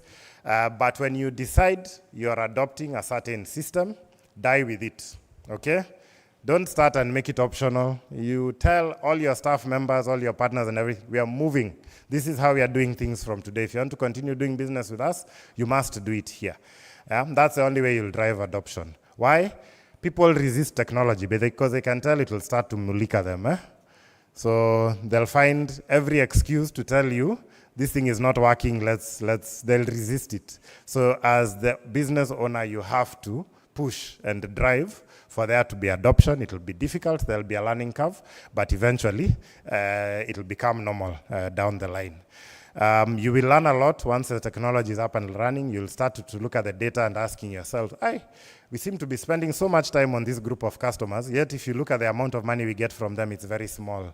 Can we do it differently so that we optimize that? And then there are these ones we are ignoring, yet they actually pay us the most money. Technology will help you get those kinds of insights so that you can do those kinds of things. And then down the line, keep improving and iterating. Sometimes you'll make mistakes. Sometimes you'll try a first pass and it will fail. Do not be discouraged. Just keep learning, keep improving, keep iterating. So that's the end of my talk for today. You can find me, that's my email, joram@sandboxgroup. Actually, now we've changed to sandboxinternational.com. I need to update that. That used to be our old. So you can go to www.sandboxinternational.com. You'll see our Atlanta experts and our Kenya. And then I am at Joram Winamo on Twitter, Facebook, Instagram, and LinkedIn. I post weekly tips on entrepreneurship, so it will be in your interest to follow me, and we can interact online as well. Again, another thing that technology does. Last time we talked about branding, And I told the audience how 2 of our biggest customers today came to me through LinkedIn and because of what I post on LinkedIn. So those are the things that can help you. It's been a pleasure talking to you. I'm sure we'll have a Q&A later. I'm looking forward to it. Wow. Thank you very much, Joram. That was quite extensive. And I like that part when you said you don't put effort on technology and leave the strategy alone. So that's why in Safaricom we said, yes, we have technology, but we need to bring expert in the house to be able to grow together. Now, in Safaricom, how do we build the ecosystem? So for us, we've brought in some strategic partners. Back here, and you don't need to look back, you'll see we have about 4 partners that we're currently working with, grow with Safaricom. So one of them is LipaSpot. So what LipaSpot helps us is working on digital revenue collection and payments. I'll allow one of the partners just to speak briefly what they do.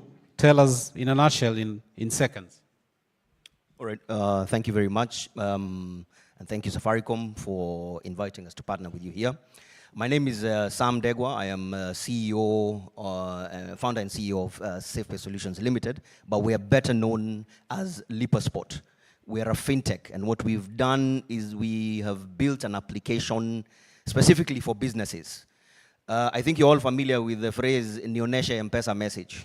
And I know most people have become more and more irritated by the fact that you have to show your message to whoever is receiving that payment. But the reason why they have to show, you need to show that message is because whoever is receiving that payment needs to actually confirm that you have paid. It's proof of payment.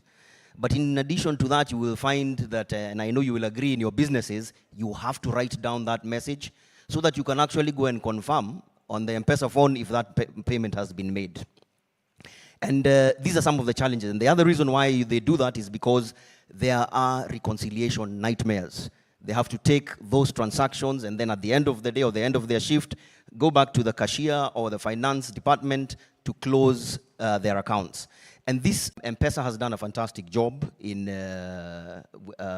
providing a digital payment solution. What we are doing is complementing and helping those businesses be able to, number one, cut down on the time that they spend to confirm that they have actually been paid. Who paid you? Where did that payment come from? And what was it paying for? In addition to that, we are able, through our system, to detect fraud, confirm and detect if fraud. If someone has shown you a fake M-Pesa message, I think you've all heard about it, we are able to help you detect that and be able to avoid getting into losses. But in addition to that, a big problem that we have seen with your businesses is reconciliation. You have to spend huge amounts of time trying to reconcile payments. So the solution that we have is here. We are here with my colleague, and please pass by, and we'll be able to demonstrate the solution for you so that you can see how it will help your business. Thank you. There you go. Right. To our online customers, I can see we have Ocheng Sylvia logging in and posting questions, and this will be answered. We are heading to Q&A session. So on the other end, we have Cherry. I know we'll have time just to have a conversation later. So I'll hand over to Victoria on the other end to our next session. Asante, asante sana. A round of applause to our speakers once again. So we want to get now into the meat of things, and this is where the Q&A. We'll have an interactive session with you guys, and I'm seeing a lot of questions from our online audience as well as from the floor, and I'll give you an opportunity to actually ask your question live. So to help me answer these questions, I'd like to call upon all our panelists who will be joining me on stage, starting with Franklin Okata right there. We've got Mohammed Harsi to join me as well. Joram, you are on stage. Karibu sana tena, as well as Victor Mbuthia, who will be joining me on stage. So give them a warm welcome as they come in. I'm seeing they're literally on their social media as well, posting and responding. Like we said, we are using technology, so they don't have to be physically at their offices. They are literally here doing what they need to do, and business is continuing. So karibu sana. Victor, you're the stranger in this house, but feel at home. Yes, yes, you shall. Yes, you shall. And I'll give you an opportunity for that. I hope every panelist has all right. So I think the only stranger in this house is Victor Mbudia, so I would like him to just say a few words. Victor, karibu sana. Hi, everyone. It's really good to see you from here. My name is Victor Mbudia. I'm in charge of Enterprise Fixed Solutions. I've been talking to several of you, and I'm really happy about some of the solutions you're talking about and the possibilities of the things we can achieve together. So even after this event, come see me. Let's talk about the things you have. Let's talk about the deals you want to do and the connectivity you want to get. Asante sana. Thank you so much, Victor. And I want to start with you, and I'll take two questions starting from online, then give the floor to you guys to ask your questions live. So Victor, a lot of conversations are on technology and platforms. We've just heard from Joram that indeed the industry is hungry for a platform, a managed platform that businesses can be able to plug in, be able to do what they need to do so that they can serve their customers easily. So what's your opinion on that, and what is Safaricom doing with that regard? Victoria, thank you so much for that. It's true. Everything to do with business, everything that we need in terms of tools, platform is the key. You can even see today's billionaires, what they are controlling the world and even the businesses they have is through platforms. We talk about Twitter. We know Elon is there. He has a platform. We know Google. They have the YouTube. It's a game of, you have a platform, you have an audience. In the digital era, that's a new, even many players, startups, even in Kenya, guys who get platforms, business, and they start layering services on that, they're getting audiences in millions. TikTok is a platform for the youngsters, the Gen Zs. And with their content creation, they are able to do a lot of things. You know, we have millionaires today who are using YouTube as a way to give their content. And they're giving simple things like recipes. You know, a recipe, this is how you cook mandazi, mahamri. And you find it has 20,000 users. And Google starts to pay them. Now, as Safaricom, we know the power of collaborating even with the big platform players, and that's the direction we are going to. In fact, in the future that we are foreseeing, even from a solution perspective, and so I like really so much what Hersi was talking about, what Joram was talking about on the sandbox. We're looking at how we can converge all these services so that as you get your connectivity, what more are we giving to you? Are we bringing all these things under one umbrella that you as a business can get and begin to utilize, and then you don't have to pay 20 different people for the same things. You're here, you have something you want to do, maybe with Showmax, something you want to do with DSTV, Netflix, connectivity, maybe to M-Pesa. How can you bring all that into one? And that becomes a way forward. And even for SMEs, and especially for the small businesses, even the training, and the knowledge you need to get. Can you combine all that so that even as you get this, you have access to information and knowledge that you can actually use to grow yourself and your business? Asante sana. And I want to go right to funding because I see there are a lot of questions on funding and the role Safaricom is playing in this space. So to Franklin Okata, the question here is, and I think, Joram, you had said you got a fund of about 50 million, give or take. So what is the role and how is Safaricom Business supporting the small, the medium, to be able to access such resources and such facilities? Maybe I want to ask you to just come with the question. Is it about funding? Sorry. Okay, phone. Just come again. Oh, the question becomes, what is Safaricom Business doing to enable the SMEs to meet the right investors, to meet, to be able to get the financial aid they require so that they can scale their biasharas or their businesses? Thank you. So I will answer this question and perhaps I'll quote three things. I think the first one, if you check the very, very small business, which we like in Kenya calling them a mamboga, we offer the lowest of access to credit, which is what we call Mshwari, KCB, M-Pesa, and we have Fuliza is just an overdraft that you use for sorting small things. While it was created to address you as a person, we have realized it goes a long way into helping small businesses who maybe borrow in the morning and then pay in the evening. But secondly, we're now developing great propositions with different banks, which we call term loans. We are going to launch our first loan next week. I am avoiding to go into the details until we get all the required approvals that we'll be able to, once we get the approvals with all the regulatory authorities, we're able to launch it. I know it has been a great ask in the trade, especially with small businesses, because in that competition, we're able to identify 9 businesses. We're helping them to accelerate their businesses. It will be a yearly activity or competition we'll be doing every year.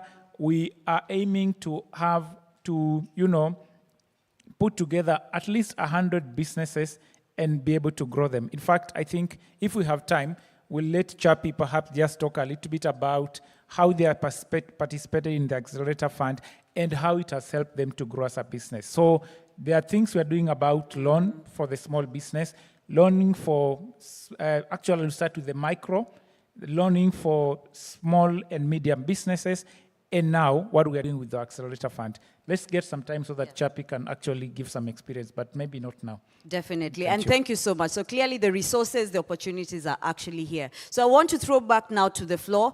Anyone with a question? Yes, I can see to my left at the front there, the lady in red, Karibu Sana, and you can start us off with your name, the business you're representing, and your question. Asante. Thank you so much. My name is Gertrude Schube. Although I'm an appointed politician on the side, but we know you always have to have a business because Warren Buffett said this, if your only source of income is your salary, you are 1 month away from poverty. So every employed person must have a side business. So I have a business, hospitality, I have a business of cereals, and I started that because there's a time my job, our job doesn't have tenure, anytime you can lose this job. So before I almost lost my job, and I did lose it in 2020, I started hospitality. And that business is doing very well 4 years down the line. I started in 2020 during Corona, and I'd lost my job as an executive then. Thank God I got back the job to help marketing. Number 2, the issue of funding. We get so little from Safaricom, and we use a lot of your platform, M-Pesa. Currently, I can only get 10,000 Mshwari, and I do a lot. My Safaricom has millions, but only 10,000. And even what you are doing with KCB M-Pesa, the limit is very little. So you can add for our customers, the small one out there. And finally, because we are here to network, I'm inviting all of you to Taita Taveta County. We are having a big conference in the month of November, Jabeik, Jumuiya County Zapwani Investment Conference. We have a lot in Taita Taveta to offer. If you need to invest, just come. There's plenty of land, there's water, there's mining, there's agriculture, there's tourism.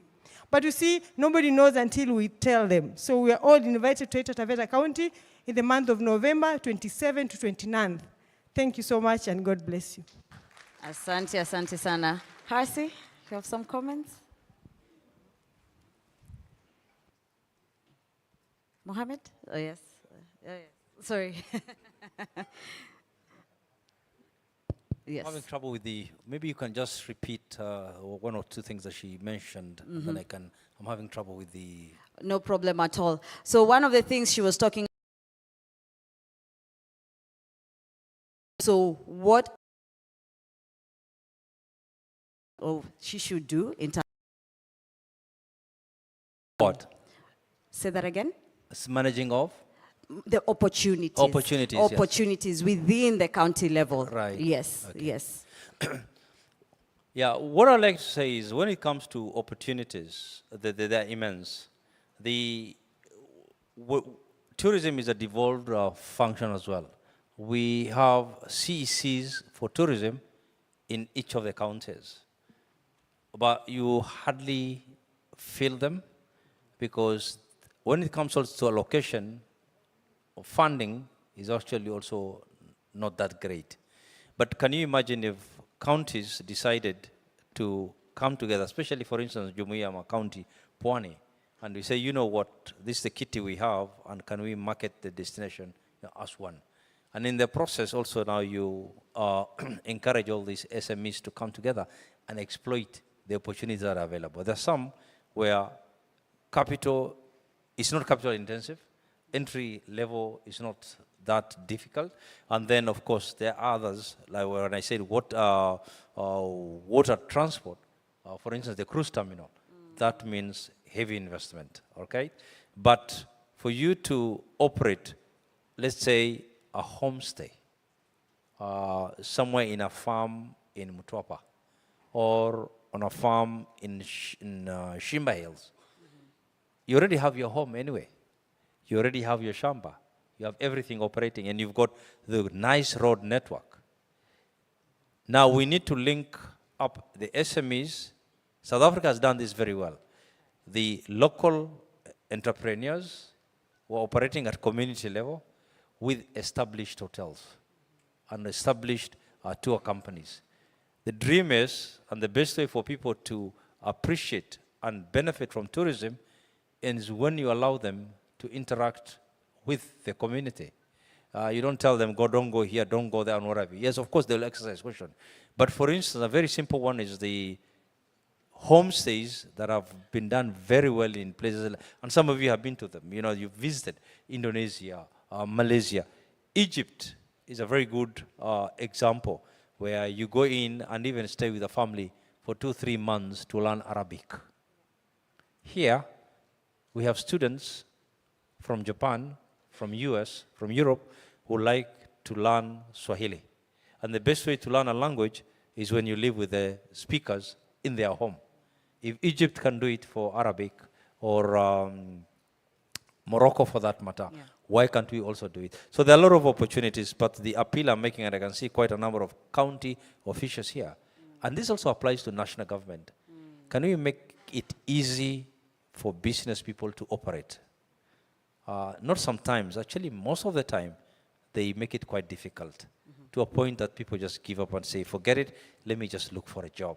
So Joram was saying, there's so many opportunities, I don't even understand why people are looking for employment. So those are the challenges. Some of them actually can really put you off. So we need to make it easy, because when SMEs grow, it means they're self-employing themselves, then they'll start paying taxes, crime will drop. When people say that we're going to provide security, security is an outcome, day in, day out. So those are some of the things that we'll need to look at. Thank you. Okay, yes. And I know, actually, Joram, I was coming to you because this funding question is being asked regularly before I give Franklin a chance to comment on the credit facilities. So, Joram, where can our SMEs get the investors? Ulipata 50 million wapi?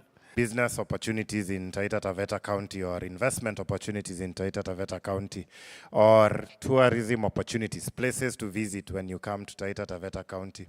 Like that kind of person could end up putting up a lot of content online. Either they get a lot of views, or eventually somebody sees them, and it can be 1,000 bob to just boost, and you can reach more people who are of your target audience that can get to know. So maybe you have a carpentry business, you can get them knowing your financials and your financials looking good. So that's probably the first place to start. Are you keeping good accounts? Is your accountant doing a good job keeping your management accounts? So that you can be able to tell, this is how my business makes money, and if we are able maybe to buy this equipment, we'll save X, and therefore we'll be able to make more money. Because investors, it's the same story for investors. If I give you 1 million shillings, what percentage of your business will I own? But also, how is your business going to grow and be able to return the investment, and I'll be able to get dividends from your business of the share that I own. So we cannot run away from understanding finance than businesses actually need. But if you talk to the investors, they tell you there is not enough businesses which we look at, and we look at. I think that feedback we have received about the limits we have on both Mshwari and Fuliza. Like I said, we have been listening to our customers in small businesses, and what they have been looking for is a term loan. That is something we're working on it. Like I said, within a week, we should be able to respond. But for the time being, we have Boost Ya Biashara. Today, if you want. Asante sana, Victor. Yeah, I just wanted to buttress something that Joram has said.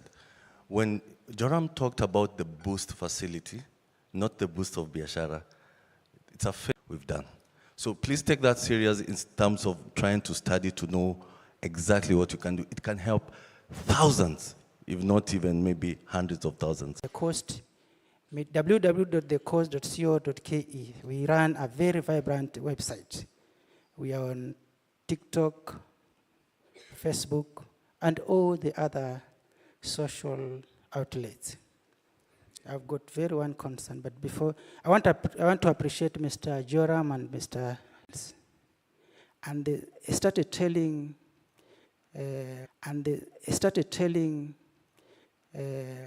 tourists not to buy or to walk around to make any purchase along the. I don't know how we can demystify this perception, because I'm seeing some clash between the, I don't know. You've gotten my point. Another yes, thing. we have. Another thing, as a user of Wi-Fi and bundles, Safaricom, mko juu sana bana. Mnatugonga sana. Unaeka pwa ishaliwa yote. I think you need to come up with specific packages for people who run website. Need to do. But we are here to host small businesses. We will not say, don't go and interact, don't go to restaurant. I think Mohammed is the best to talk about it, because he talked about it. Even in the big hotels, they let people to go out. The thing is, Cynthia, maybe to respond on that, given the way it is an issue we're addressing as an organization. But Mohammed, I really want you to talk about security, because we're not here to stifle people visiting small businesses. Thank you. No, thank you. What I picked mainly is and somebody would like to work with you. Can you buy this? I would like to sell you this. By the way, on our beach, you can buy from a toothpick to a warship. They sell you everything available. Yeah. Now, hotels, we had clearly agreed, and most of the hotels that I'm running, we are no longer selling curios, because we've left that for the beach operators. But the challenge we also have with beach operators, and when I was chair of KCTA, through UNWTO, we trained close to 1,000 beach operators on basic business acumen. In this era of technology, you cannot charge somebody 10 times the cost of a survey. Just come in and pester, and such a nuisance to a point that you'll never walk on the beach. And some of them actually can get abusive if you don't buy from them or you're not friendly. But it is not really set up the right way. So we have not solved that problem.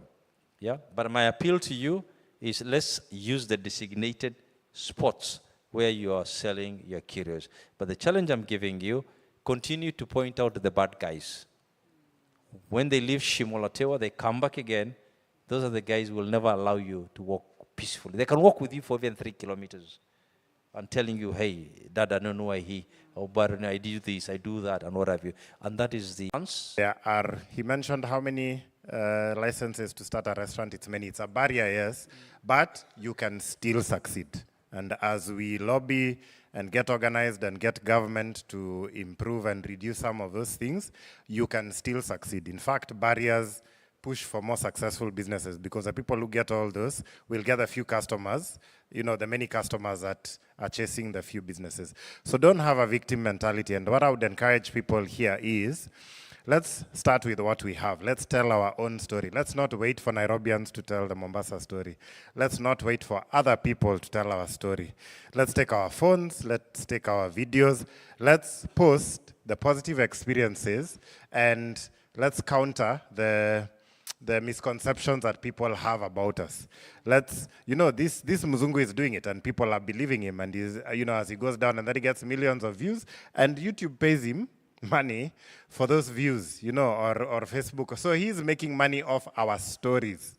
Okay? Is there someone again in Taita Taveta, in Kilifi, in Malindi, that can use their phone, go around, interview local businesses, interview them about security, interview them about their experience, interview you know, tourists who come, and post that on a blog or on YouTube or on, you know, Facebook streaming and these kinds of things? Let's be the ones to tell our own stories, because again, you don't know what kind of opportunities can come out of that. Somebody out there Googling and, you know, asking about places to visit in Kilifi or business environment in Kilifi, your page might be the one that come up, and they contact you and they say, I'm coming to Kilifi, I want to do 1, 2, 3. I told you, two of my 3 biggest contracts came because of things I post that presented me as, if anyone is in Nairobi and they want to do anything around entrepreneurship, this is the guy to go to. So if somebody is coming to Kilifi, who's the business guy to go to today? I don't know. I've not seen anything online. But if I go and Google, will your site come up and will you be the person that they should come and talk to? And you could create a lot of business opportunity by just being the one who's telling stories about your area. So let's start with what we have. Don't wait to get expensive cameras and videographers. Here, this phone can do a lot and change a lot for how you run your business. Thank you so much, Joram, Victor, Hersey, and Franklin. A round of applause for these guys. Asanteni sana for sharing your expertise. To our online viewers, I want to thank you so much for sharing your comments, your questions, and I really hope you've gotten out with only, even if it's one thing, a tool, a resource on how you can grow your business, you can elevate your business to the next level. Now, without further ado, I would like to welcome our Chief Enterprise Business Officer to just say hello to our online audience as my guests take a seat. Asante, just to say hello. She's looking at me.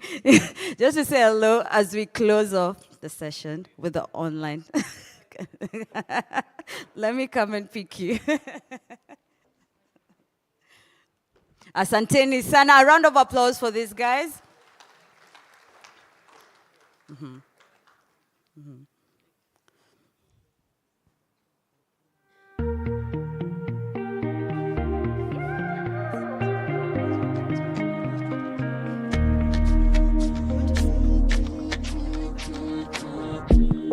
Good morning.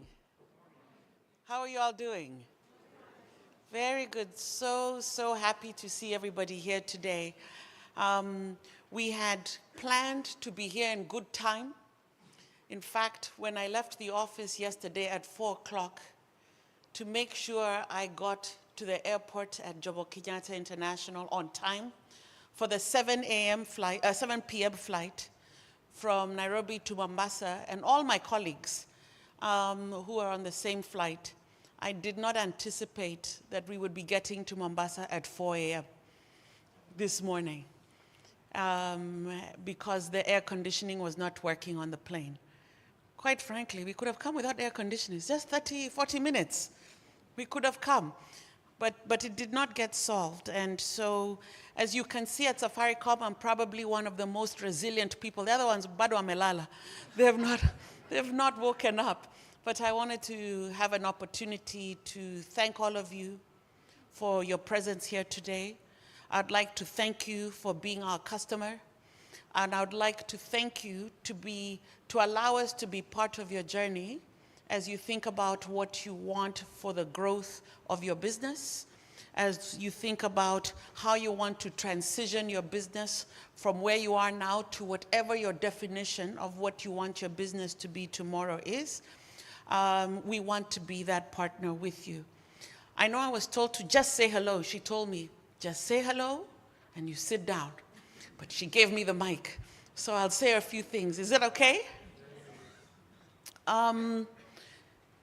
This Grow with Safaricom Business. Safaricom Business, I don't know if they explained, so forgive me if I repeat anything.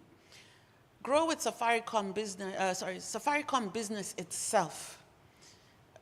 Most people don't know or recognize that particular branch within Safaricom. And so why we make this effort to go to the customers, to have forums such as this, is so that you are aware there is a branch, there's a division, there's a unit within Safaricom whose entire purpose is how we support business. Safaricom has other entities, the one that you go to just to discuss your airtime, to discuss what you want, your home internet, things that you need and solutions for your family. We have M-Pesa, which people now also know very well.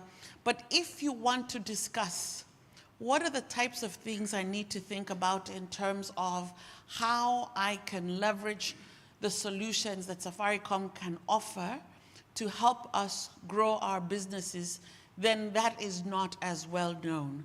And that's why we use these types of forums to be able to do two things.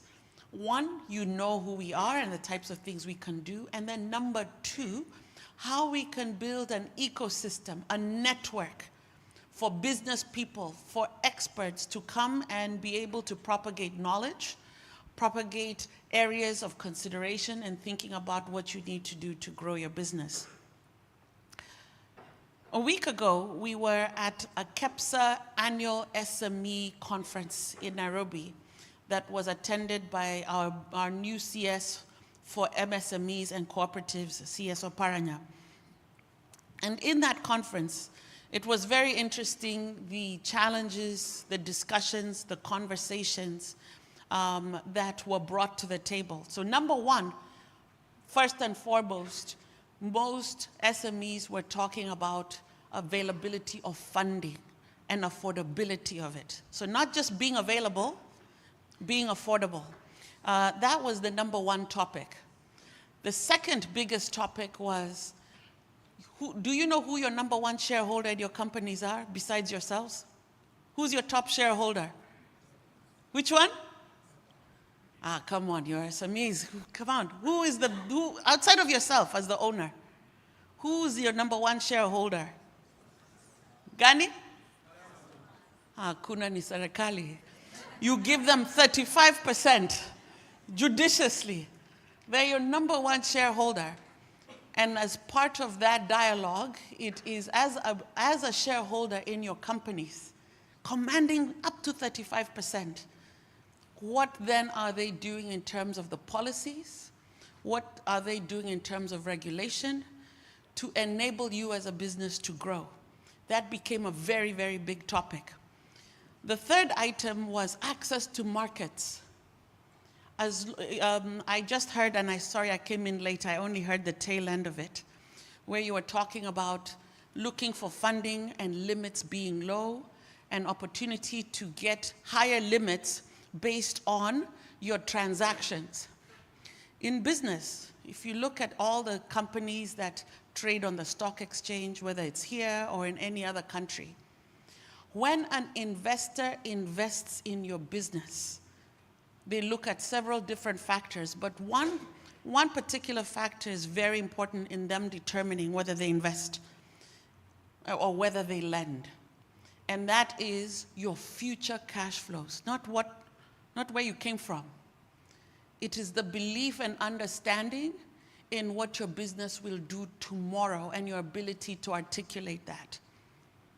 So part of what we're trying to do with Grow with Safaricom Business is to be able to net and all of these solutions that you buy from Safaricom and understand traditionally, is to be able to give you tools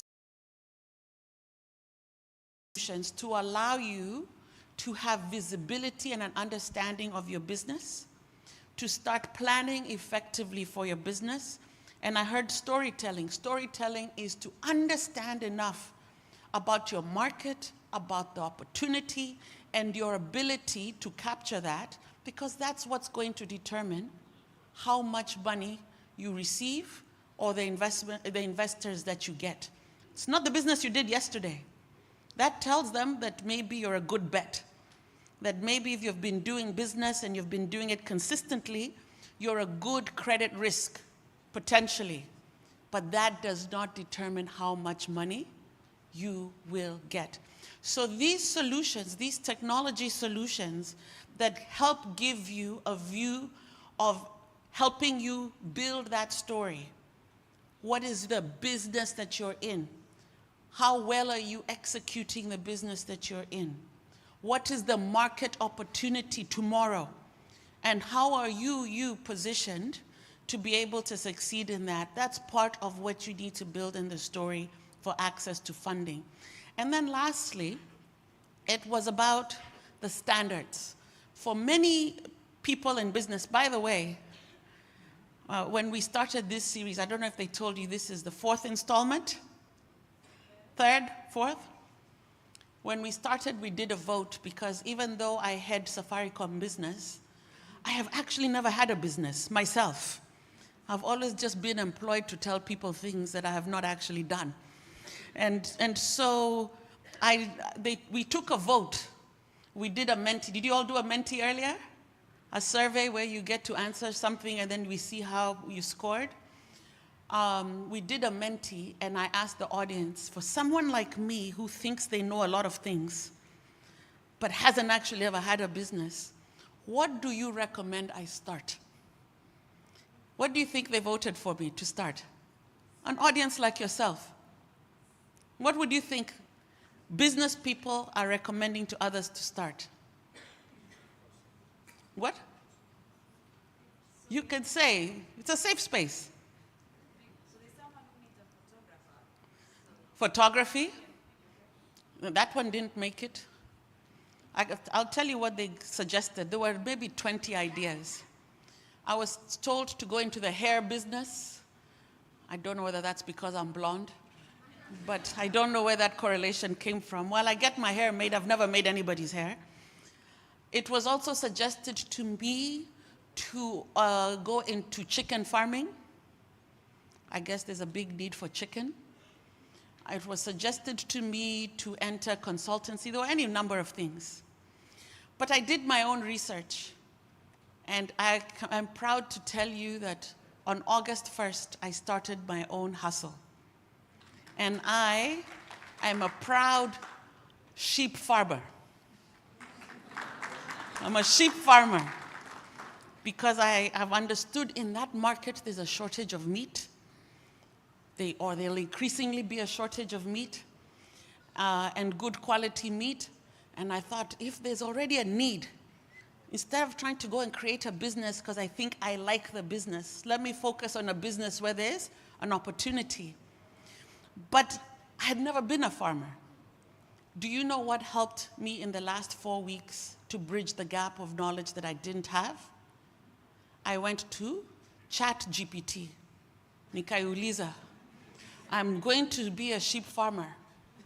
What do I need to do other than buy sheep and have a place for them to be and eat? You will be surprised. I got a full-fledged business plan. Then I said, that's okay, that's a general help, which is very good. And by the way, I have followed that plan. I said, but how do I get this business started in Kenya? Guess what? Kanitolea hapo, full list. Register here, do this, do that, including connecting me to a network within Kenya. Who are the suppliers of feeds? Who are breeders I can go buy from? Within 1 hour, I could start my business. I could register, I could connect to a network, I could buy my stock, I could buy feeds, and I was in business. And by the following week, I was contacted. in the month of August. Again, just being online. You know, this online, you were saying you're a small trader. Do you think I was a small trader? I was 1 week old. Didn't even know what my business is exactly. A week later, I get a phone call that asks me, can you supply 1,000 sheep a week? And I only have 6.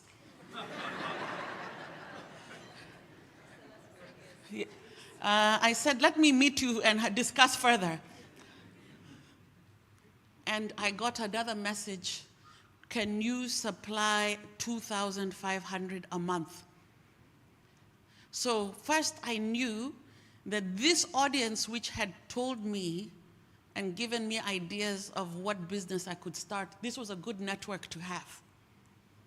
Because left to myself, I would have gone to find a business of something I think I like, but I'm not solving for the problems that are needed or the opportunity for tomorrow. I learned that sitting in this room, in a forum like this. I understood the value of technology, not so much to create my website, but also what the technology could help me in understanding what I need to do in my business quickly and continuously. And I will encourage all of you to do that, even if you've been doing your business for a long time. Small, big, doesn't matter. But the need to continuously grow your knowledge and skills is important. It is critical. You cannot be doing the same things you were doing 10 years ago, 5 years ago, even 2 years ago. We just paid for a consultant to help us within our own company on the skills that we needed. And I will even try to share the statistics with you. They were telling us even what you will train your people on today, within the next 3 years, it will be obsolete. Within what? 3 years, it's obsolete. So you have to continuously develop your own knowledge and skill set. You can't say, I know, na pambana tu. You can't. Because somebody will come and overtake you in your own craft overnight, like me. I started my business, and in 1 week, I'm being asked for things I don't even know how to produce 10. But my mind is being stretched to say, yes, you can think that way. How do you do 5, 10? But if you're starting to solve for the problem of how do I deliver 2,000, you think very differently. And I have to learn the things I don't know to be able to do that. And then, as we work together collaboratively, is how we ask our top shareholder to give us policies, regulations that will help us grow our business. And I hope that in this union we do together as Safaricom Business, with you as our customer, with you as our partner, and us all together fighting for the viability and growth of the micro, small, and medium businesses, because 90% of the jobs, 90% of the employment is generated by those entities, not by large companies. We only employ, even Safaricom, less than 6,000 people. That cannot feed the nation. It is everybody sitting here in the room. Thank you for those online for joining us. Thank you for those here in the room for being with us. I really, really appreciate it. And I know Franklin is going to tell me I didn't cover something. And you know when you avoid a question, you don't need to be reminded, how kujibu? You obey your internet, no bundles. I was wondering why he didn't answer it himself. If there's a business called telecommunications that behaves like any other, I don't know which one that is. But our business is the only one that I know. We have to grow every single year. But our prices also have to come down every single year. So we must learn how to invest in the technologies and the systems that allow us to bring those costs down so that we're able to pass those prices down also to customers. We've been reducing pricing for the last 10 or more years, and increasingly so since 2020. Prices even in mobile data are down more than 60% than what they were at that time. Internet continues to go down. I know everyone talks about Starlink, yeah?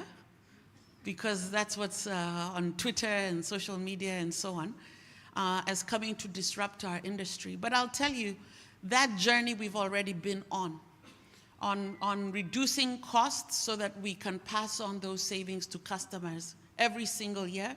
We've done it. I've been in this job for 2 years. We've cut every single year that I have been on this job. I just clocked 2 years last week. And even this year we'll continue to cut pricing. But let me in particular guide in this way. The first thing we have to do a better job at is how to make sure you understand the solutions that are available to you and very attractively priced. That, we call it discoverability. Sometimes the solutions are there at the right pricing, but where they are exactly is not clear. If you go to our website, you have to click 20 times to find it. And now we want to make sure that that is much more easily accessible, whether you're doing it on USSD, whether you're doing it online, whether you're on the M-Pesa app, that you could find the solutions that are there for you a lot easier. The other thing that we're also doing is using technology.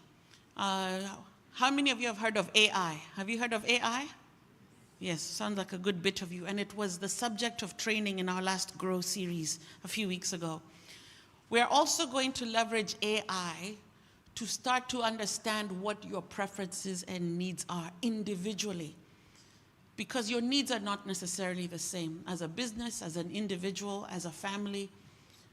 So what we're going to do is leverage AI so that as it understands what you consume, you, your business, your family, where it's able to look through our portfolio of solutions and start to recommend for you personally, your personal recommendation of solutions for any budget.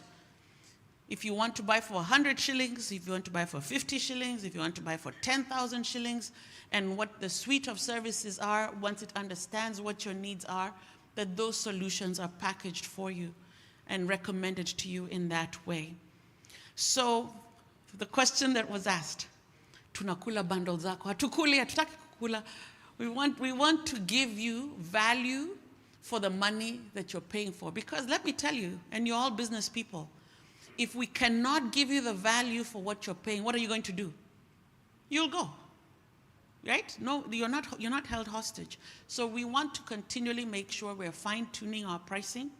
The person who handed that question to me, Okata, that's his name, Franklin, I was hoping he would tell you about some of the really cool packages that they're putting together for businesses, specifically for businesses, specifically for micro and small businesses, solutions that help you have affordable solutions, well-priced, giving you value, not just data or voice, but it also includes access to the internet, access to positioning your solutions on websites. I'd like to know what your business is so we can figure out how we can collaborate on that, how you increase visibility of your business, how you manage the financials. You're doing transactions in M-Pesa, but where are you doing your accounting? Kwa kichwa or Nakasuku booklet? Or are you using technology that data is being managed effectively from day one without you putting a significant amount of effort? So all these solutions, Okata will be helping drive better visibility to you as businesses through forums such as this, but also when you're looking for that information on those various platforms. And if he doesn't give you, then just call me so I can give you free airtime. Did they give you free airtime? Not even not 1 minute. Okay, I heard, not yet, not yet. It's coming, it's coming. So yes, we've heard the cry. We're continually going to refine what those pricings look like, but even particularly for small micro businesses, how we can help you with more affordable bundles, more affordable payment terms, as well as giving you a suite that helps you in business, not just calls or access to the internet, but also how you manage your business. Okay? Asanteni sana. Please, a better round of applause for Cynthia, our Chief Enterprise Business Officer, aka Sheep Farmer. in the room. Asante sana, Cynthia. I guess because we have been sitting for the last 3 or 4 hours, most people are hungry, maybe. And CC, Cynthia, I'm hoping the airtime will be coming. But all the same, I want to say a big thank you to our online audience for hanging on with us for the last 4 hours. Asanteni sana. We have come to the close of this session. And if there's one thing I'm going to take away from all the leaders, all the guests, all the guest speakers were talking about, you cannot grow when you're in a comfort zone. You literally have to get out there. There needs some bit of madness for you to innovate, for you to access the technology and use it to accelerate your business. So asanteni sana to our online audience for your comments, for your feedback, as well as your questions. I will leave it at there. Now, to our physical and to our guests who are here at Pride Inn, there is a special ceremony, quote unquote, to actually cement our Grow with Safaricom Business Mombasa edition. So I want to hand it over to my friend here, Koinange, who will take us through that particular session. And as he checks in, we have been sitting for how many hours? Since 8 a.m. I think there's some customers who came at 7:30 a.m. Please, let's just stand. Kidogo tu, tusimame. Let's stretch a leg.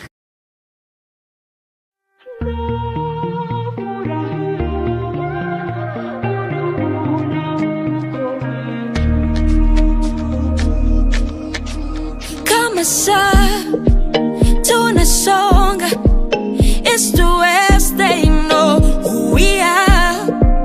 Niko na style unapenda, nasema natenda, najitolea. I'm always here for you, anywhere with you. Let's fall in love again, make our dreams come true. You can, I can too. You're my star, yeah. I know you know it's time is to shine for the world. You're my star,